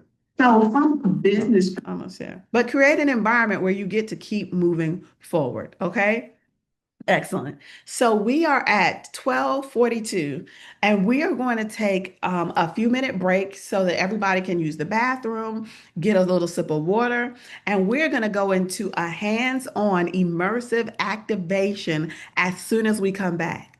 Okay, so we're All right. Well, listen, welcome back, everyone. I'm so glad that you decided to continue through this journey with Tavia Jax. I think that you're going to really enjoy this day. Your Saturday has been wrecked. I will let you know that right now. You'll be thinking about this for the majority of your Saturday and hopefully tomorrow as well.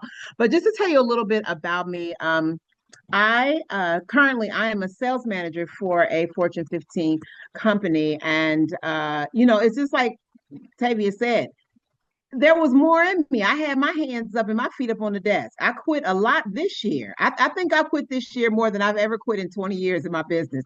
And I mean, I quit and I work from home. So I literally was like, you know what? I quit right now. And that was it. And I went and sat on the couch and watched a movie.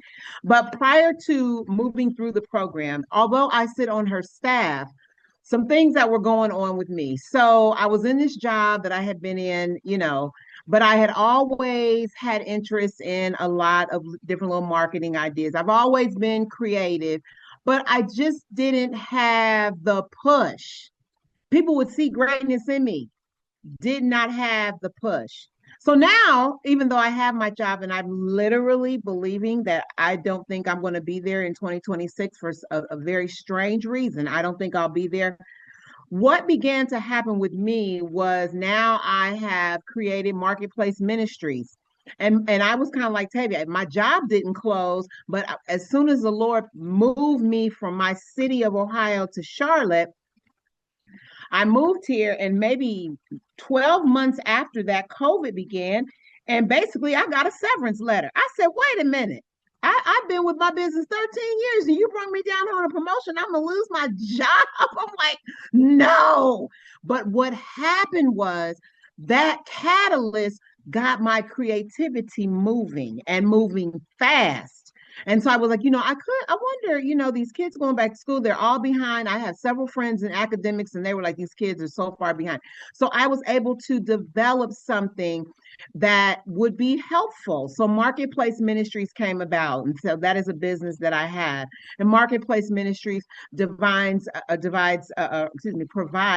tutoring to under-resourced families. And it also will have, in conjunction to that, a department for women coming out of reentry. So it was a business that started, but then I got promoted on my job. $40,000 increase because I walked through some of the things that she's talking about. I didn't even know I was walking through those affirmations. I was like, God, I know you're not going to do it. I came down here. There's no way. I just lost my job. I don't even know anybody here. Like, what is happening? But what I will say is, although at the time I didn't really know that I was doing affirmations, it wasn't until I went through the program that I started to see manifestation. So I did get a promotion. And as soon as I got that little $40,000 promotion, I kind of put my little business on the shelf. I was like, I'm good. I'm doing well now. I don't need to worry about that. I'll get back to that in a minute. Once I went through the program, what happened was she reignited that creativity. It reignited. So I was able to launch that. I also was able to launch a dog food business called God's Little Paws. So I make homemade dog food. Now, why did I do that? Because one day I was sitting in here and I heard the Lord say, you should just make their food. And I was like, make their food. And I got the recipe while I was in the program. And I remember telling Elder Tavia, I don't know how this is going to go. I said, I'm going to try it. But then as I tried it, I started meeting people in the grocery store buying ingredients. Oh, I'd like a little sample of your dog food. Wow, I wish I could give my dogs the home dog food. Now, I could have quit when I saw the farmer's dog, but I didn't. I kept on making. I said, the farmer's dog is my whole recipe. I went on their page. I created a profile. I looked at all my competitors' stuff. And again, I started to get a tinge of that fear. And Elder Tavia said, how many? We're getting ready to do this. This is what you need to do now. And I did those things, and I began to see those clients come forward. On the abundance, the affirmations on money, I'm divorced. When I got divorced, I carried a lot of debt. I had children young. I carried a lot of rob Peter to pay Paul syndrome. I went through that for a long time. I could not seem to break myself out of it. I would have highs and then I'd have lows. And I was just like, this is a cycle. Why is this happening? But when I began to say those things, money began to manifest. Money began to manifest. And I'm not just talking about checks in the mail. I'm talking about people pouring in that had never poured in. My brother called me one time and he said, I was thinking about you today and I just want to send you $200. I said, oh, okay. I said my affirmations again. My daughter called and said, Mom, we were thinking about you and it's your birthday. And we were just thinking, why don't we just send Mommy on a cruise? Why don't we just send her on a cruise? I mean, all these things began to happen. My team, I have a sales team. So my team, I normally have 10 to 12 employees. And during a season, for whatever reason, I only had 4 to 5. Okay. And I said, well, I know my commission check's going to be low because I only got 5 people. Let me just accept it. And I continue to say the affirmations. 1 month I had looked at it and I said, I want to make 3,000 on commissions. That's what I want. I want that. I don't care if it is 5 people. And I kind of left it alone, but I continue to say my affirmations. I continue to believe that I was tied to the God of an abundant universe and there was no lack. And 5 employees made double. I couldn't believe it. I remember when I told her, she said, are you kidding me? The next month, the same thing happened. I had 4 employees. They were different employees out for different various reasons, sick, vacation, I'm tired of working, I quit for a couple months, whatever it was, they were not there. And I continued to say those. And when I got my commission check again, it had doubled. So it is all in what we say. It's not in what we see. We got to say it here first. And that's what this program taught me to do. And so I not only enjoy going through the program, I'm honored to serve in the program because I know it works. Love and relationships. Okay, I've been divorced a long time. I'm not afraid to get married again, but I really just didn't care. I was like, I've been married. It's fine. If I don't get married again, no big deal. And Elder Tavia said to me, do you want to? Do you want to get married? I said, I believe in marriage, but maybe I'm done. I'm good. I'm cool. It's okay, right? And she tasked me with making it a part of my vision statement. And I will be honest to tell you, I met someone, I said, I don't know what's happening, because I began to say those affirmations about love. And one after another, vocation, one after another, as I embraced that, it started manifesting. So I am happy to say that I'm not in a relationship, but I'm in a great, strong friendship that looks like it could become one of my greatest relationships. But it was because I had to see it here first. And so that is what I gained from the program, as well as several other people. But that's just a little bit about me. So I will be glad to announce, Elder Tavia, when I literally will walk out of my job. I'm going to be excited to do that because I know it's going to happen. I feel it more and more and more. And so I definitely encourage you to stay tuned for your life and your destiny. Okay, that's all I got. Awesome. Thank you so much for sharing, Dion. And yeah, that was just the tip of the iceberg. Like she could literally tell y'all over an hour's worth of receipts of things. So just applying the principles that she's, acquired, that she has been so amazing at implementing. So thank you so much, Dion, for sharing. I have one other thing that I'm going to share with you on my screen, and then we're going to get into our activation mode. So let me share this, and then we will do our activation. So from a business perspective, can you share a little bit about what was business like before you hired me? Mm-hmm. And then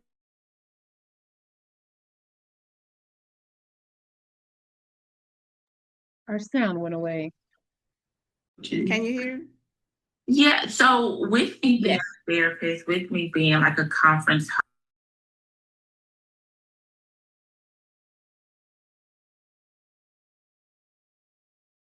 it went away again. and how I wanted to expand my business and my personal brand is I wanted to start stepping out and just standing on my own and being an expert in what I know and do like speaking and training and stuff with, we were talking about, I felt like the people I was aspiring to be was up here and like I was down here. And we worked on like my vision and actually feeling and what will it be like and me taking some chances and stuff, And so the way my business has changed is since working with you, I got that week-long speaking engagement for Wisconsin, right? And then, we talked about me submitting this proposal to be with the experts in the world to teach and to train. And I got it. Crystal, what? What? What? Oh my goodness. So you held that information out for this long. Oh my God. Okay. Y'all probably like, why is she freaking out? Okay, hold on. Hold up. Okay. Yes. Okay, let's rewind. Okay, y'all have got to hear this. Okay, so Crystal, we were coaching, and this was something, hi Caroline, that she thought about doing, but she was like, nah, not me on the international stage at an international conference. And so how did you feel when you weren't applying? Like, tell us why you hadn't initially applied for it. Because, those internal thoughts take over. Like, I'm inadequate. I'm not smart enough. It's going to automatically lead in rejection. Like, why would you do that? Like, what about you makes you think you've only been doing this for so and so long? You don't have these titles. You don't have this experience, right? And I told you all of those things. And so I had already canceled myself out of it. But during our coaching sessions, it came up and it was a part of my life vision statement. And just what I wanted for my brand. And so we talked about it. You helped me actually see myself there. We went through the activities so I could mentally prepare and get my energy and my thoughts to a place where it was inevitable, where the success, the acceptance was inevitable. And so I got the email yesterday afternoon. Oh my God.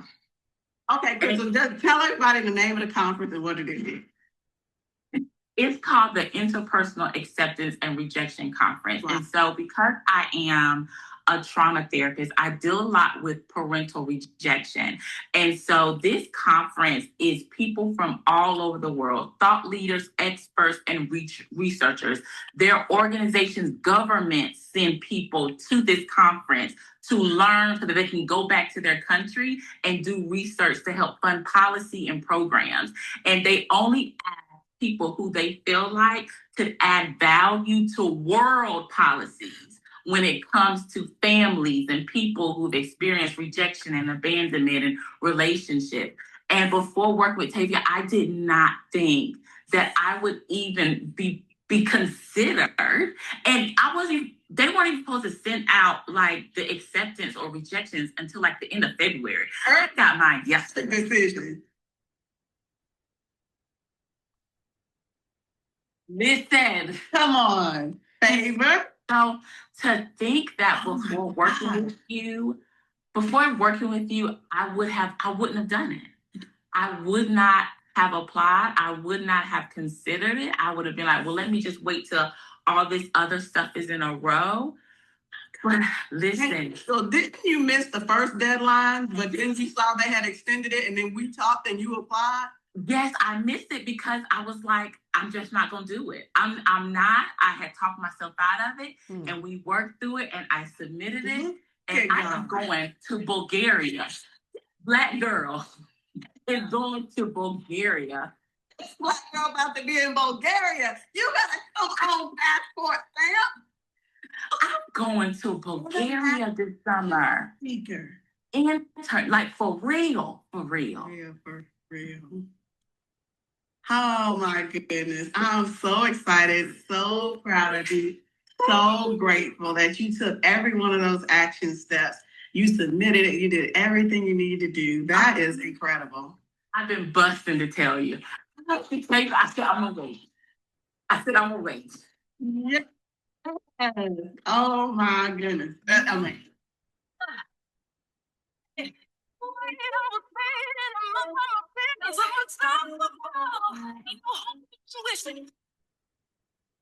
Awesome. Awesome. We celebrate Crystal. That was a phenomenal accomplishment. Just amazing to see. It's just amazing to see as people utilize these principles. So the next thing that we're going to do is you all are going to do an activity and we are going to begin designing our dream because everybody has a dream inside of them. Everybody has something inside of them, and sometimes because of life, we'll reduce them. But I want to share that a dream is not something that you check within your timetable and your bank account to see if you can do it. That's not a dream. If you look at it and say, "Oh, I can accomplish this," that's just a goal. I'll encourage you that we're not creating goals right now. Right now, we're going to tap into the center stream of our being. I call it God's highest intention for us, Hannah and Dr. Deborah and Maria, Kimberly and Janet, and we're going to connect, Bobby, with what is inside that God has for us, that He wants to show us. So, when it comes to the exercise that we're about to do, I'm going to give you some prompts and some instructions, okay? But with that, I'm actually going to give you a few of the instructions now, okay?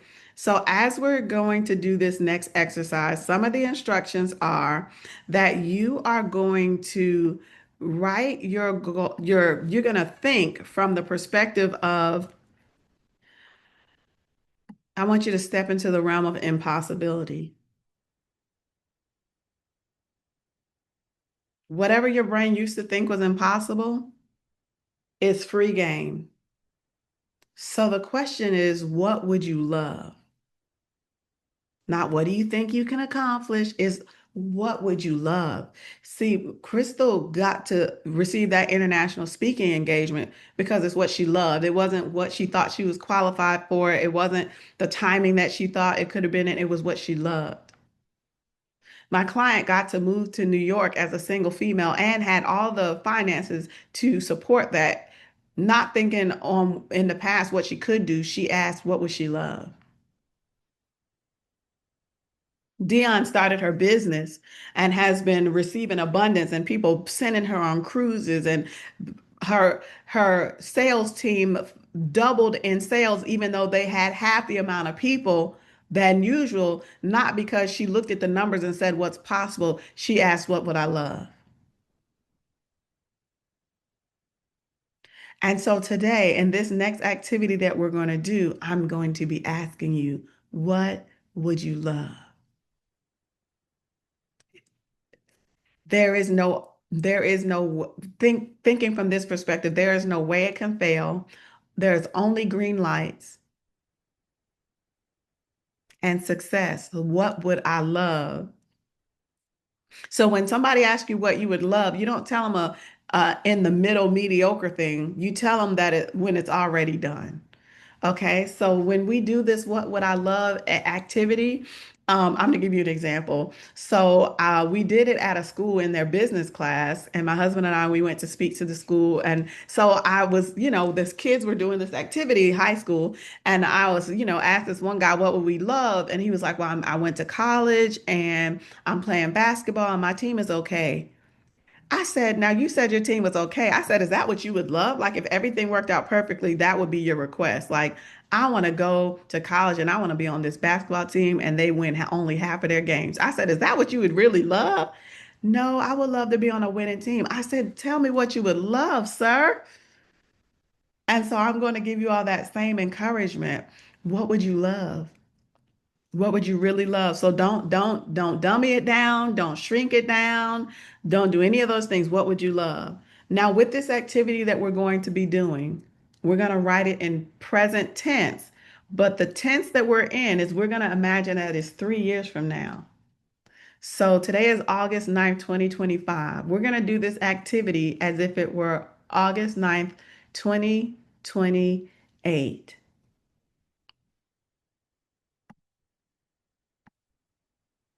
August 9th, 2028.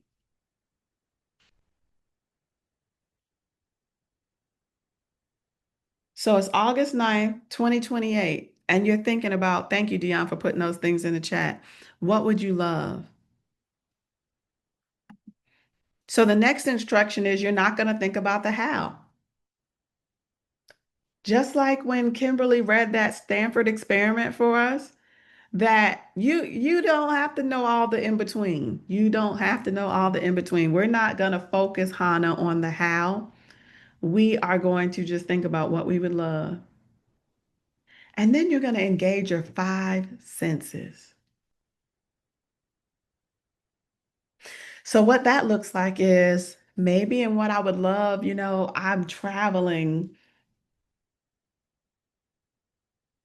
multiple times a year, and on my trips, they're all to wonderful, exquisite places. And when I invoke my five senses, maybe I'm remembering myself being on the beach and that the sound of the seagulls making that sound that you hear and you're standing out and I feel the beautiful breeze of the ocean, and I can smell the beautiful ocean salt water, and I can hear the instruments playing, the people with the steel drums, and I feel my husband holding my hand, and I'm joyful and happy. Like, bring in your five senses. What do you smell? What do you feel? What do you see? What do you hear? So you want to bring in those five senses. And then we want to speak in the positive. So let me tell you what that looks like. So when we're speaking in the positive, we are not speaking in the negative. So what that looks like is, instead of saying, I paid off my debt, I would say, all credit cards have zero balances. Or somebody could say, I don't have this disease any longer. I don't have diabetes. I don't have high blood pressure. I don't have blah, blah, blah, blah, blah, autoimmune, da, da, da, da, da. Well, instead of saying I don't have it, then to speak in the affirmative and in the positive, I would say, every time I go to the doctor, every report comes back perfect. I am in my 100% most best pristine health. I feel amazing. My joints feel amazing. My blood work is perfect. So go ahead and speak in the affirmative. I have vibrant health. And then when we do this exercise, we close our eyes so that we're not, just allow yourself to process with your eyes closed. And then lastly, when we begin the statement to start the whole exercise, we start with, I'm so happy and grateful now that. I'm so happy and grateful now that.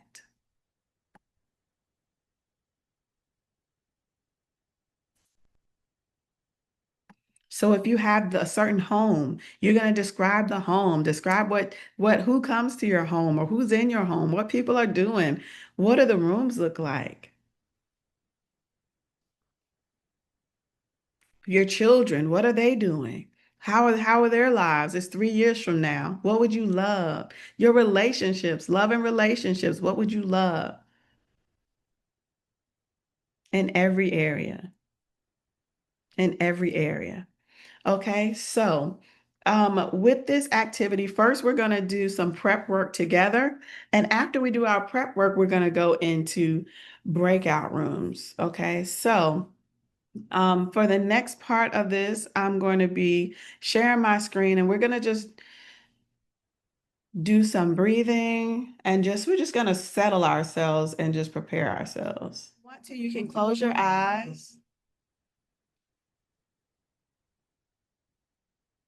So I'm going to ask everybody to just take a deep breath in through your nose. And you're going to breathe out through your mouth like you're breathing through a straw, like a juice box straw.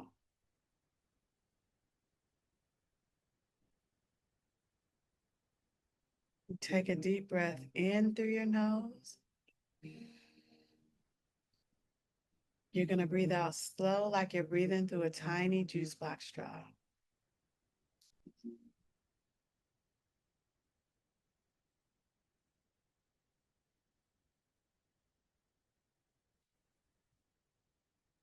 And you're going to keep breathing at your own pace, at a pace that feels comfortable to you.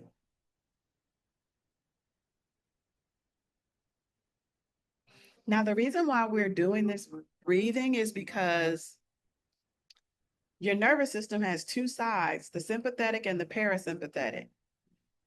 And when our nervous system is in the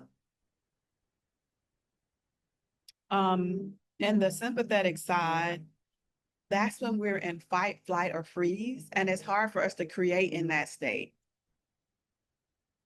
So when we do breathing and we relax our body, it allows us to go to the other side of our brain, into the parasympathetic nervous system, instead of the sympathetic, and then we're in rest, digest, and create.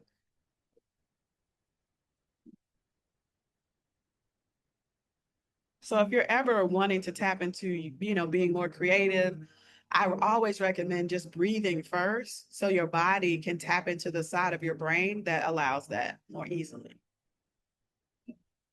So we're breathing nice deep breaths.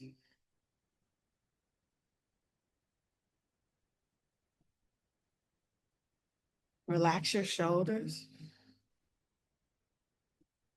We're going to go ahead and stretch our necks out some. So tilt your neck over to the left.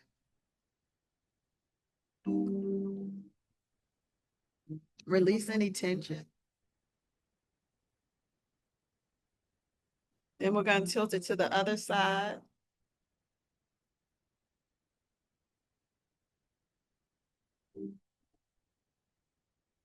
Lift your chin up some, just tilt your neck back. And then we're going to shake our wrist out. Just shake your wrist out a little bit, just shaking out any tension. Just shake it out a little bit. Shake, shake, shake, shake, shake, shake. Then you're going to take your hands like this, interlock them, and put it behind your head. And you're going to look towards your elbow without moving your face. So use your eyes and look to your right elbow just with your eyeballs. If you yawn when you're doing this, that is fine. I'm not offended. You're doing it right. You're just getting oxygen to your brain. Gonna hold it for a few seconds. Don't forget to keep breathing. Okay, now you're gonna look towards your left elbow. So keep your face straight, but use your eyeballs, look towards your left elbow.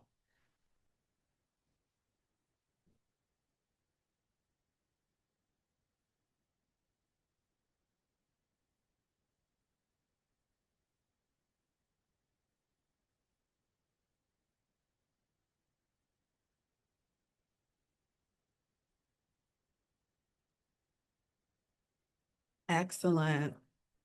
And now, as you continue breathing in through your nose and out through your mouth, I want you to just start to think of a few things that you're grateful for. Just allow that to run through your mind. What are you grateful for today?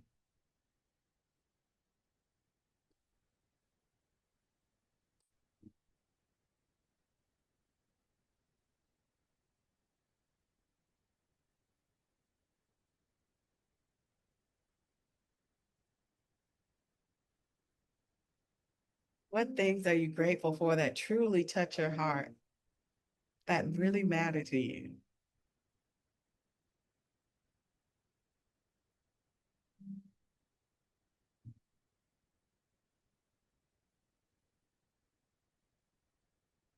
And next, I want you to think about what you're proud of yourself for.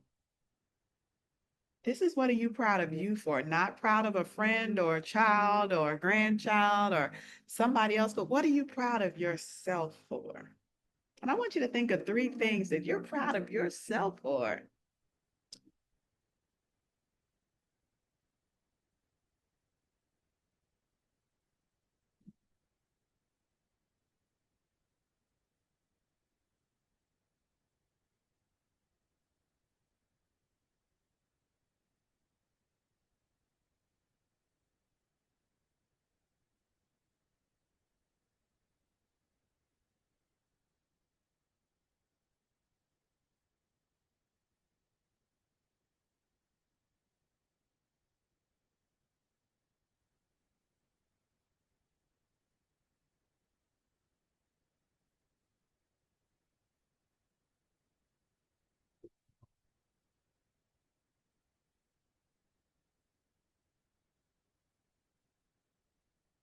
Excellent. Now that you've thought of those things that you were grateful for and those things that you were proud of,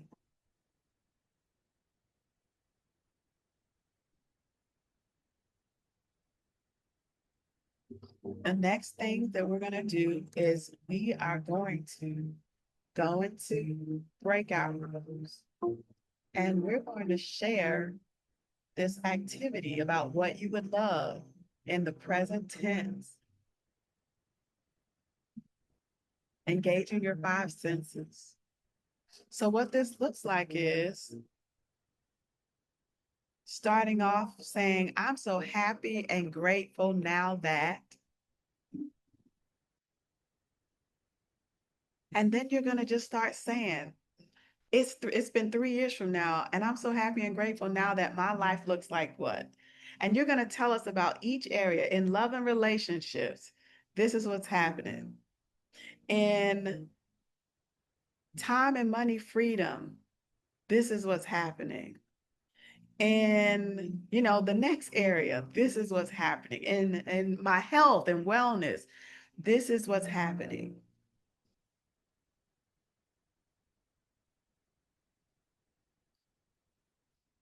Okay, so just remember your rules. What would you love? I'm so happy and grateful now that. So the person that's going to go first is the person whose first name comes in the alphabet first. So once you go to your breakout room, whoever's name comes first in the alphabet, you'll go first. And when the other person is speaking, your partner, you're just going to hold space for them. So you're not going to say anything. You can mute yourself and just hold space for them. Everybody's going to get 3 minutes each. But if they finish before 3 minutes, I don't want you to say anything. Still give them that time and space. Like they may think of something else that they would love to say, like in another thing. So I want you're going to say this, say it as if everything you say, you're going to receive. Okay. And then I'll announce on the speaker, it's time to switch partners. So then when it's time to switch partners, the next person is going to go, and the other person is going to just silently hold space for them as we close our eyes and we share our dream. Okay?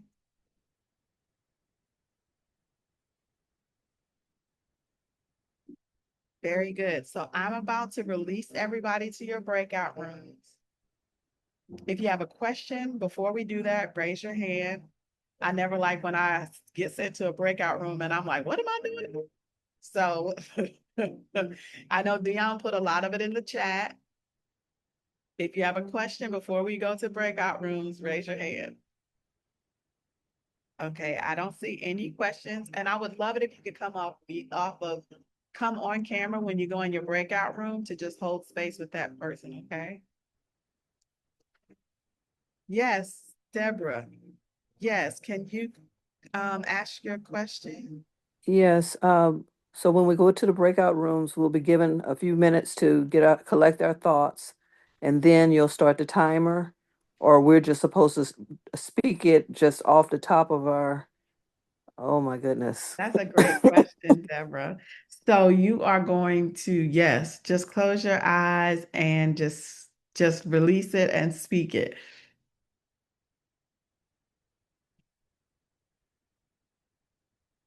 But yes, so even if you were to jot it down some right now, but even when you go in your breakout room, you would still be doing it with your eyes closed. You know what? If y'all would like that, I'll give y'all, let's do 60 seconds. So if you have something to write with and you want to just kind of pull some of your thoughts together so you can make it as good as possible, we'll take like 60 seconds to start writing.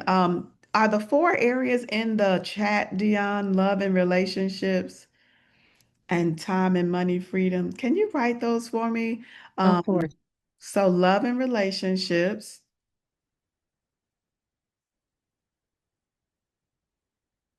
time and money freedom,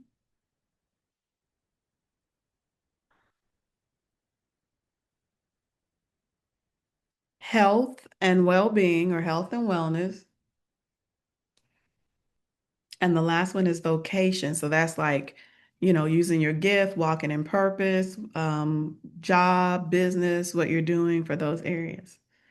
Okay, so I'm going to give 60 seconds that if you want to start, remember to start with I'm so happy and grateful now that. So I'm going to give you all a little time if you want to write before we go into our breakout rooms, okay?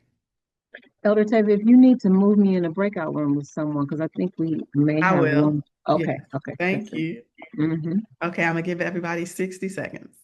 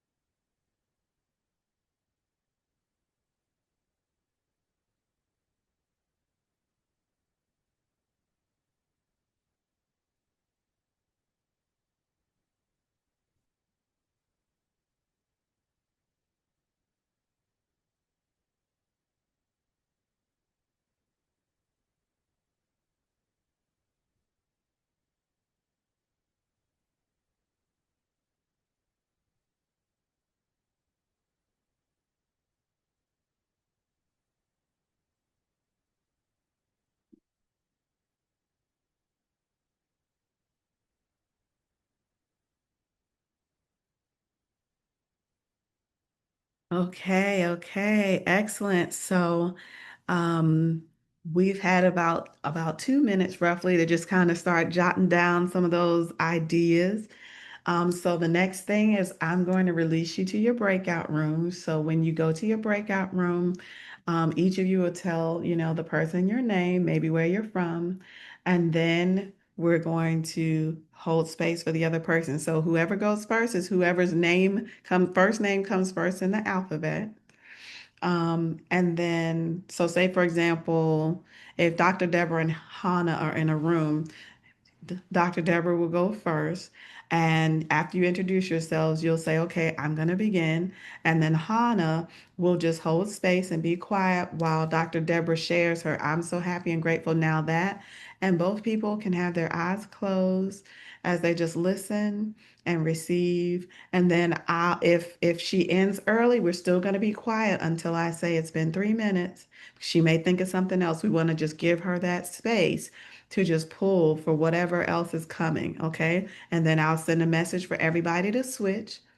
And then the next person's going to start with, I'm so happy and grateful now that, and they're going to describe their dream life. It's 3 years from now.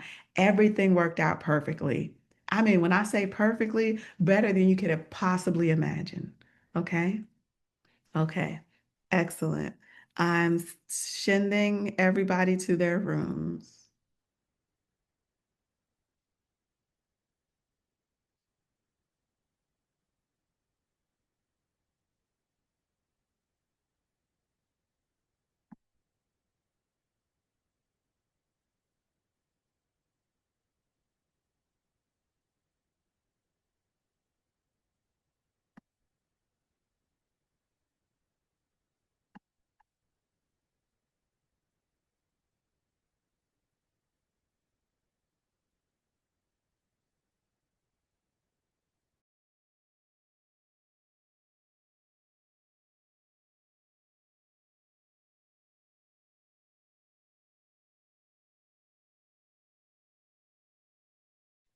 on the whole roll. Your future you look mighty good. So when you say that, your future look mighty good. It cut us off, but I was getting ready to say it. Yes. Kimberly. Oh, hello, everybody, and welcome back. Welcome back. So, I would love to hear what were your top three emotions after sharing the dream that came to you? And was there anything that surprised you about what you said when you shared your dream or just going through that experience? Would anybody want to volunteer to go first? I'll go first. So when you first announced the activity and you said 3 years from now, I felt something at that time before I even did the activity. And so I was like, okay. But during the activity, I was surprised that I was able to flow without referring to my notes because I thought I was going to need my notes. But because I have been thinking on these things and stuck, it flowed more coherently, I guess, than I thought that it would. So the emotions just of gratitude and like, yeah, this is about to happen. Yeah.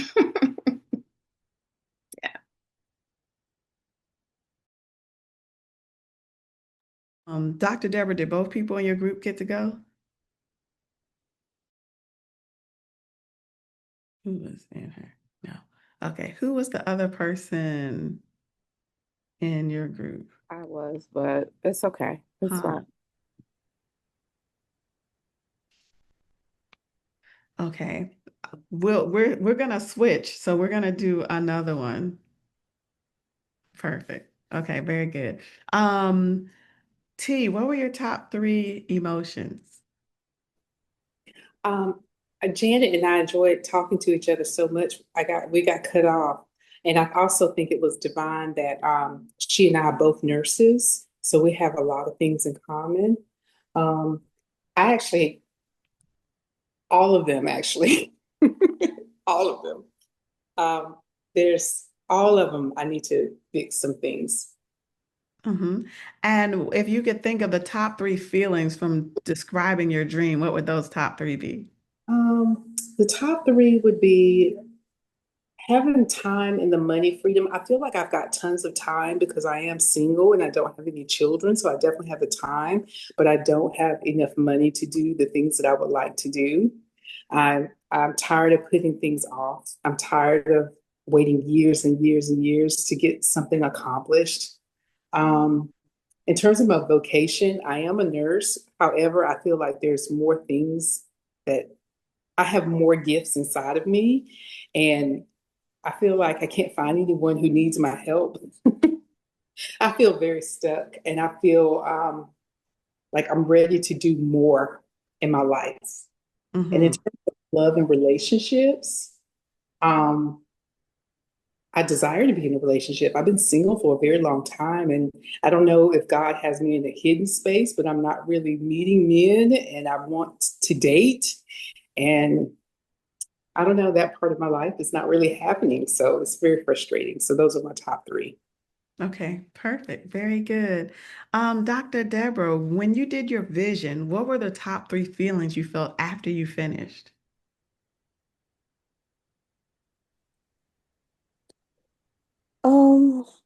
Just looking at 3 years from now, I think I was kind of proud of Deborah and the things that she accomplished. There was some excitement because I've definitely been thinking on these things for a while.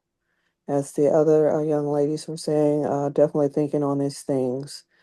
Um, but also, I guess, it's that human nature, that part that creeps in and says, okay, you've been thinking about it, so what are you going to do, and when are you going to start, and or when are you going to continue working on these things? So just kind of just going from one end of the spectrum to the next, unfortunately, because I know that is in my future. It's just a matter of being consistent and working towards these things. So, and that's dealing with, I really want a writer's retreat, and the things that I want are away from dentistry. I put some things on the back burner because I'm probably a little older than most, but my grandmother, when I was going to college, she said, you need to be able to support yourself and not be dependent on others, other things. So I went into science, even though I love to design, I love to draw, I love to write, I love to do all the creative things. And I put them on the back burner. So now I'm picking those things up off the shelf and trying to forge a path with those, and not trying, I am forging a path in those areas. And that's where in my next 3 years. Excellent. Okay, thanks. Very good. Would you mind sharing what were the top three feelings that you felt sharing your dream? Sure. So I felt relief first and foremost, and I felt such an immense release in sharing, and also to just being proud of myself, that the dreams and goals that I had aspired to have actually, reached fruition. So. I love that. I love that. We celebrate you. We celebrate you. Great job, great job, great job. Very good, very good. So, with that information, earlier today we talked about those moments of longing and discontent, the whispers in your soul that says, like, there is more for me. Um, and when you felt that, maybe you felt that when you went through the health and wellness, maybe you felt that when you thought about your vocation, maybe you felt that when you thought about love and relationships or time and money freedom. And the truth is that if nothing changes, nothing changes. And so if nothing changes, then it causes a person to be in the same place next week at this time, or next month at this time, or even years from now, and they'll still kind of be longing for that thing or still waiting. And it's not God's best for you. I mean, I know what it's like to feel like the rug was pulled from under you, to wonder if you'll ever regain momentum or do that thing that's deep inside of you. I mean, I told you guys a story about, losing my job and things like that. And hearing the still small voice say, serve more people. I'm like, serve more people right now. Okay. But I was able to take courage and stepped out. And now I live in full alignment with my calling every day. I remember when I first started stepping into my calling, I was like, if I knew that it felt this amazing, I would have done it a long time ago. Like, I would have done it. Like, if I knew that this feeling was possible, I would have done it, but I didn't know you know but I've seen it happen for me and so many of the clients, like Crystal, or my one of my clients, Doug, and my clients, Corey and Courtney, so many people. And they've been able to shift their mindset into bold action and transform their life. But there's so many people that are living proof of what's possible for you when you have the right guidance and a proven system. Now, research shows that people would actually rather die than change. I know that's shocking, right? People would actually rather die, rather die, Deborah, than change. And Hannah, here's the reason why. It's not because people are bad people. It's not because they don't have goals, but the human psyche, it can be complex. And so there's this thing called paradigms. And then there's limiting beliefs, and limiting beliefs are just that, beliefs that limit us. And we've talked about some of those things during this class. But one of the things we know for sure is that when someone goes out to do something new, or a new diet, or implement a new information, do a conference, write a book, create a new plan, statistics show, even after New Year's resolutions, I'm not sure if you guys know, but it's like January 10th or the 14th is like National Quitting Day, because they know that by 14 days, most people, they made a goal and they already quit. And so It's not because they're not good people. It's not because they didn't have every intention or would love the goal. Okay, so even coming to something like this, sometimes the likelihood of somebody walking out of the Dare to Dream Again masterclass and implementing it is about 10%, a 10% chance. But the good news is that research has shown, Deborah, that if you have a coach or a mentor, a structure, that your likelihood of becoming successful goes up, T and Janet, 85%. And so then we have to ask ourselves, hey, what's our next step? What's our next step? And so that's why I offer a free private one-on-one strategy session for those of you who are serious about creating your next level results. And you know, like you're tired of being in the holding pattern. You don't want to be stuck anymore. You're like, oh, bet I get to take these concepts and some of the information in this class and meet one-on-one and have my specific game plan for what I can do next and be able to tap into someone like myself. I'm a results expert. I'm a transformational life coach and I'm a results expert. So I literally step in to help people get the results that they would love.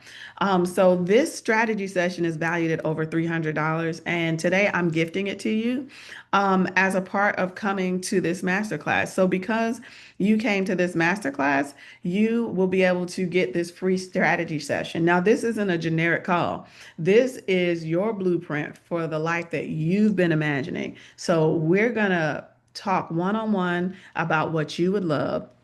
And it's your opportunity to break cycles, there's a level of accountability that happens when you talk with somebody else and it's like, okay, and you hear different thoughts like, okay, and we remove some of the limiting beliefs that specifically come up for you so you can gain momentum and step into that vision that you have. So your first step is taking action, and we're going to have Dion drop the link into the chat. But your first step is just clicking the link and scheduling your call. I only have about 3 sessions available for the calls to book because they're 90-minute sessions, usually an hour to 90 minutes. So I really want to give you a good amount of time so we can like work through stuff. So you have the opportunity to not let another season pass you by before you say yes to yourself and to your dream. So in this session, you're going to get crystal clear on your dream and the results you want in the next 12 months. You're going to identify those hidden blockers that have kind of been stopping the progress up until now. And you're going to map out your step-by-step plan so you can move from your longing and discontent to your dream without guesswork.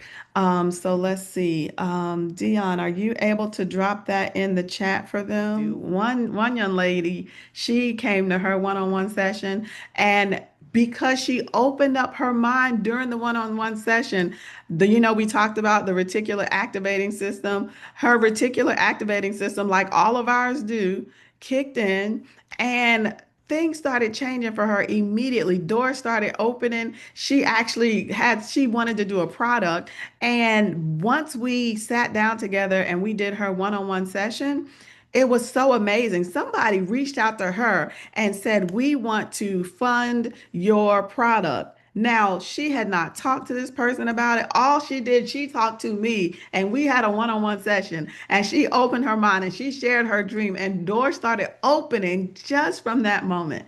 Okay, so I dropped the link for the strategy session in the chat.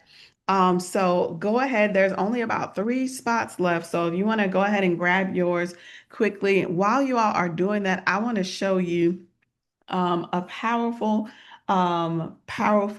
video. An invitation to ask yourself who truly lived. It is getting to the end of life only to realize that you never truly lived. There was a study done, a hospital study, on 100 elderly people facing death close to their last breath. They were asked to reflect about their life's biggest regret. Nearly all of them said they regretted not the things they did, but the things they didn't do, the risks they never took, the dreams they didn't pursue.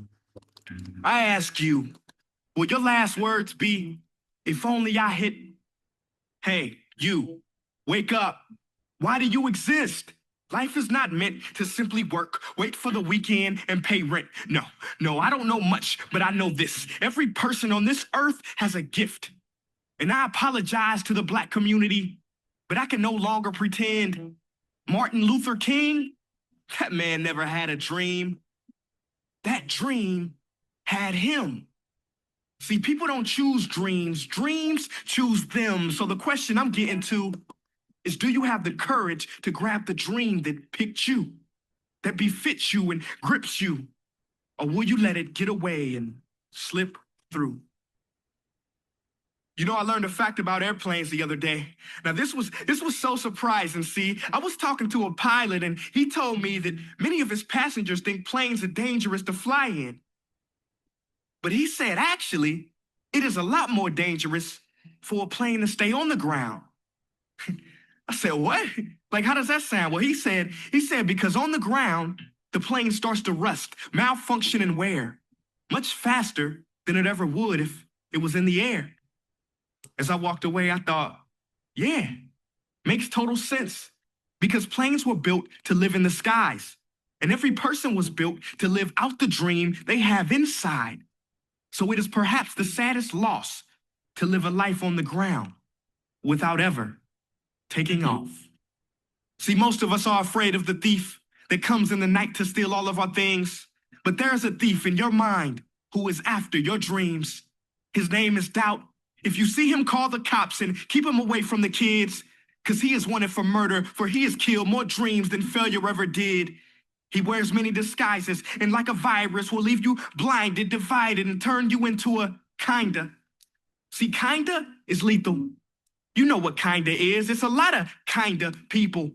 You kinda want a career change. You kinda want to get straight A's. You kinda want to get in shape.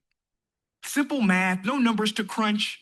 If you kinda want something, then you will kinda get the results you want. What is your dream? What ignites that spark? You can't kinda want that. You gotta want it with every part of your whole heart. Will you struggle? Yeah, you will struggle. No way around it. You will fall many times, but who's counting?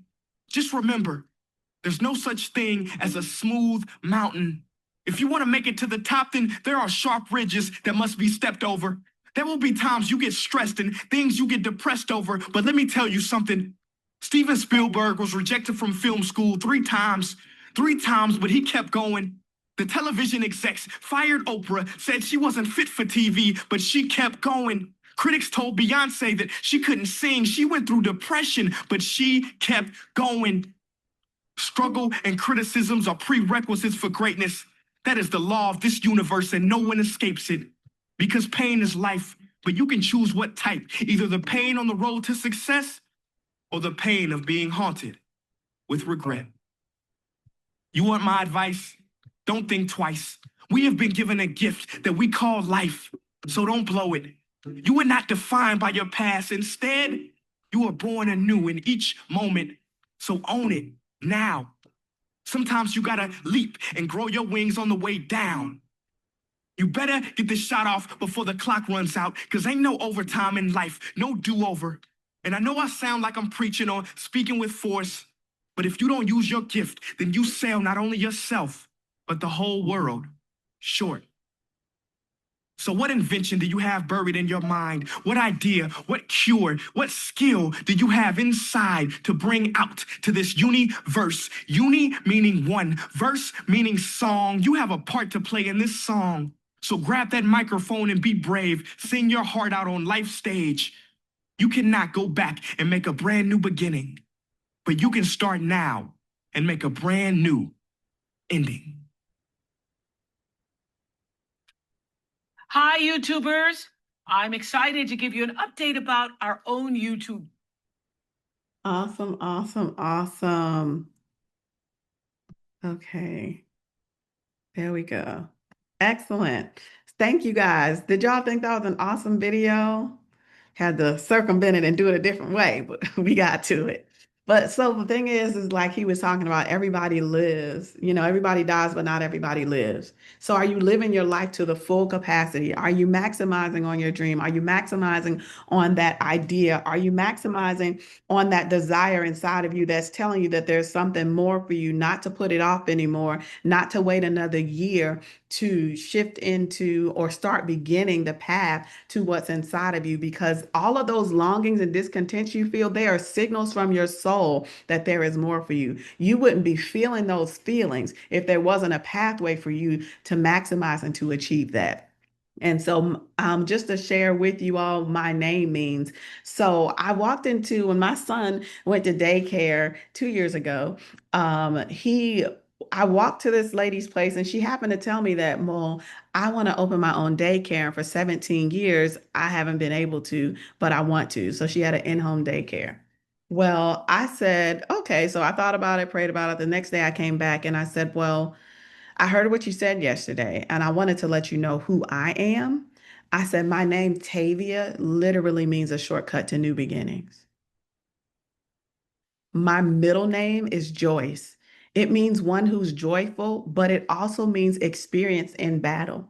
I said, I've experienced battles in marriage. I've experienced battle with miscarriage. I've experienced battle with being diagnosed with an incurable disease, but being healed. I've experienced battles of being laid off. I experienced financial battles of life cut off, going to the pawn shop to take things back. I've experienced battles in marriage. I've experienced battles because I am actually a United States Marine. And my last name means one who supplants and moves others into position. And I said, when people connect with me in the calling that I have, it will be the shortcut, the shortest path to you experiencing your new beginning, regardless of the battles that you fought up until now. Well, I'm so happy to report to y'all that 6 months ago, she opened her building, her brand new daycare. She had a daycare full of children. It's a Christian daycare. She had a daycare full of children this summer. She was so excited. And y'all, there were so many places where she didn't have the money and the money came. One time she had to do something and submit to the architect. She needed $3,000. She had 2 days to submit it. On the day of, $3,000 came. Another day she had an inspection and all these things needed to be done and fixed before the people came again. The inspector said, don't even worry about it. I want to sow into you. I'll take care of all this for free. You don't have to have all the answers. You don't have to have all the provision. But when you make a decision, she stepped out and she made the decision to start the daycare. She made the decision to do the paperwork, to get the realtor, to visit the buildings, to give the people a yes, to sign the documents.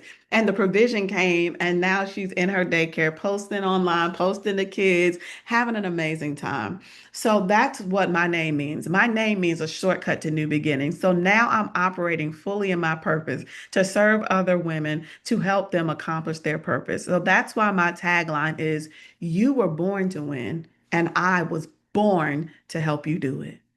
So I appreciate each and every one of you for joining today. I want to send out a quick survey. So we'll just drop it in the chat. If you don't mind, Dion, do you have the survey link in your doc? If not, I may have the QR code if she doesn't. You have it? It's a QR code. Okay, perfect. Thank you all for joining. She's just going to drop a QR code in there. But if you wouldn't mind just filling out the Google Doc, we always want to, hear feedback and information. So we call it the gift of feedback. So if it'll let you copy and paste that QR code, Dion, cool. We would love the gift of feedback from you all. If you have booked your strategy session, I congratulate you. I see different pings coming in left and right. Congratulations for giving yourself a yes, just to take a next step, to have a conversation, to strategize. That's where it starts.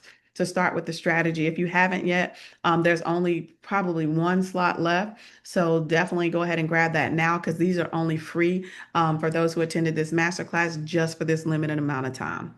So congratulations again. If we don't get the QR code, maybe we'll just send it out to you afterwards.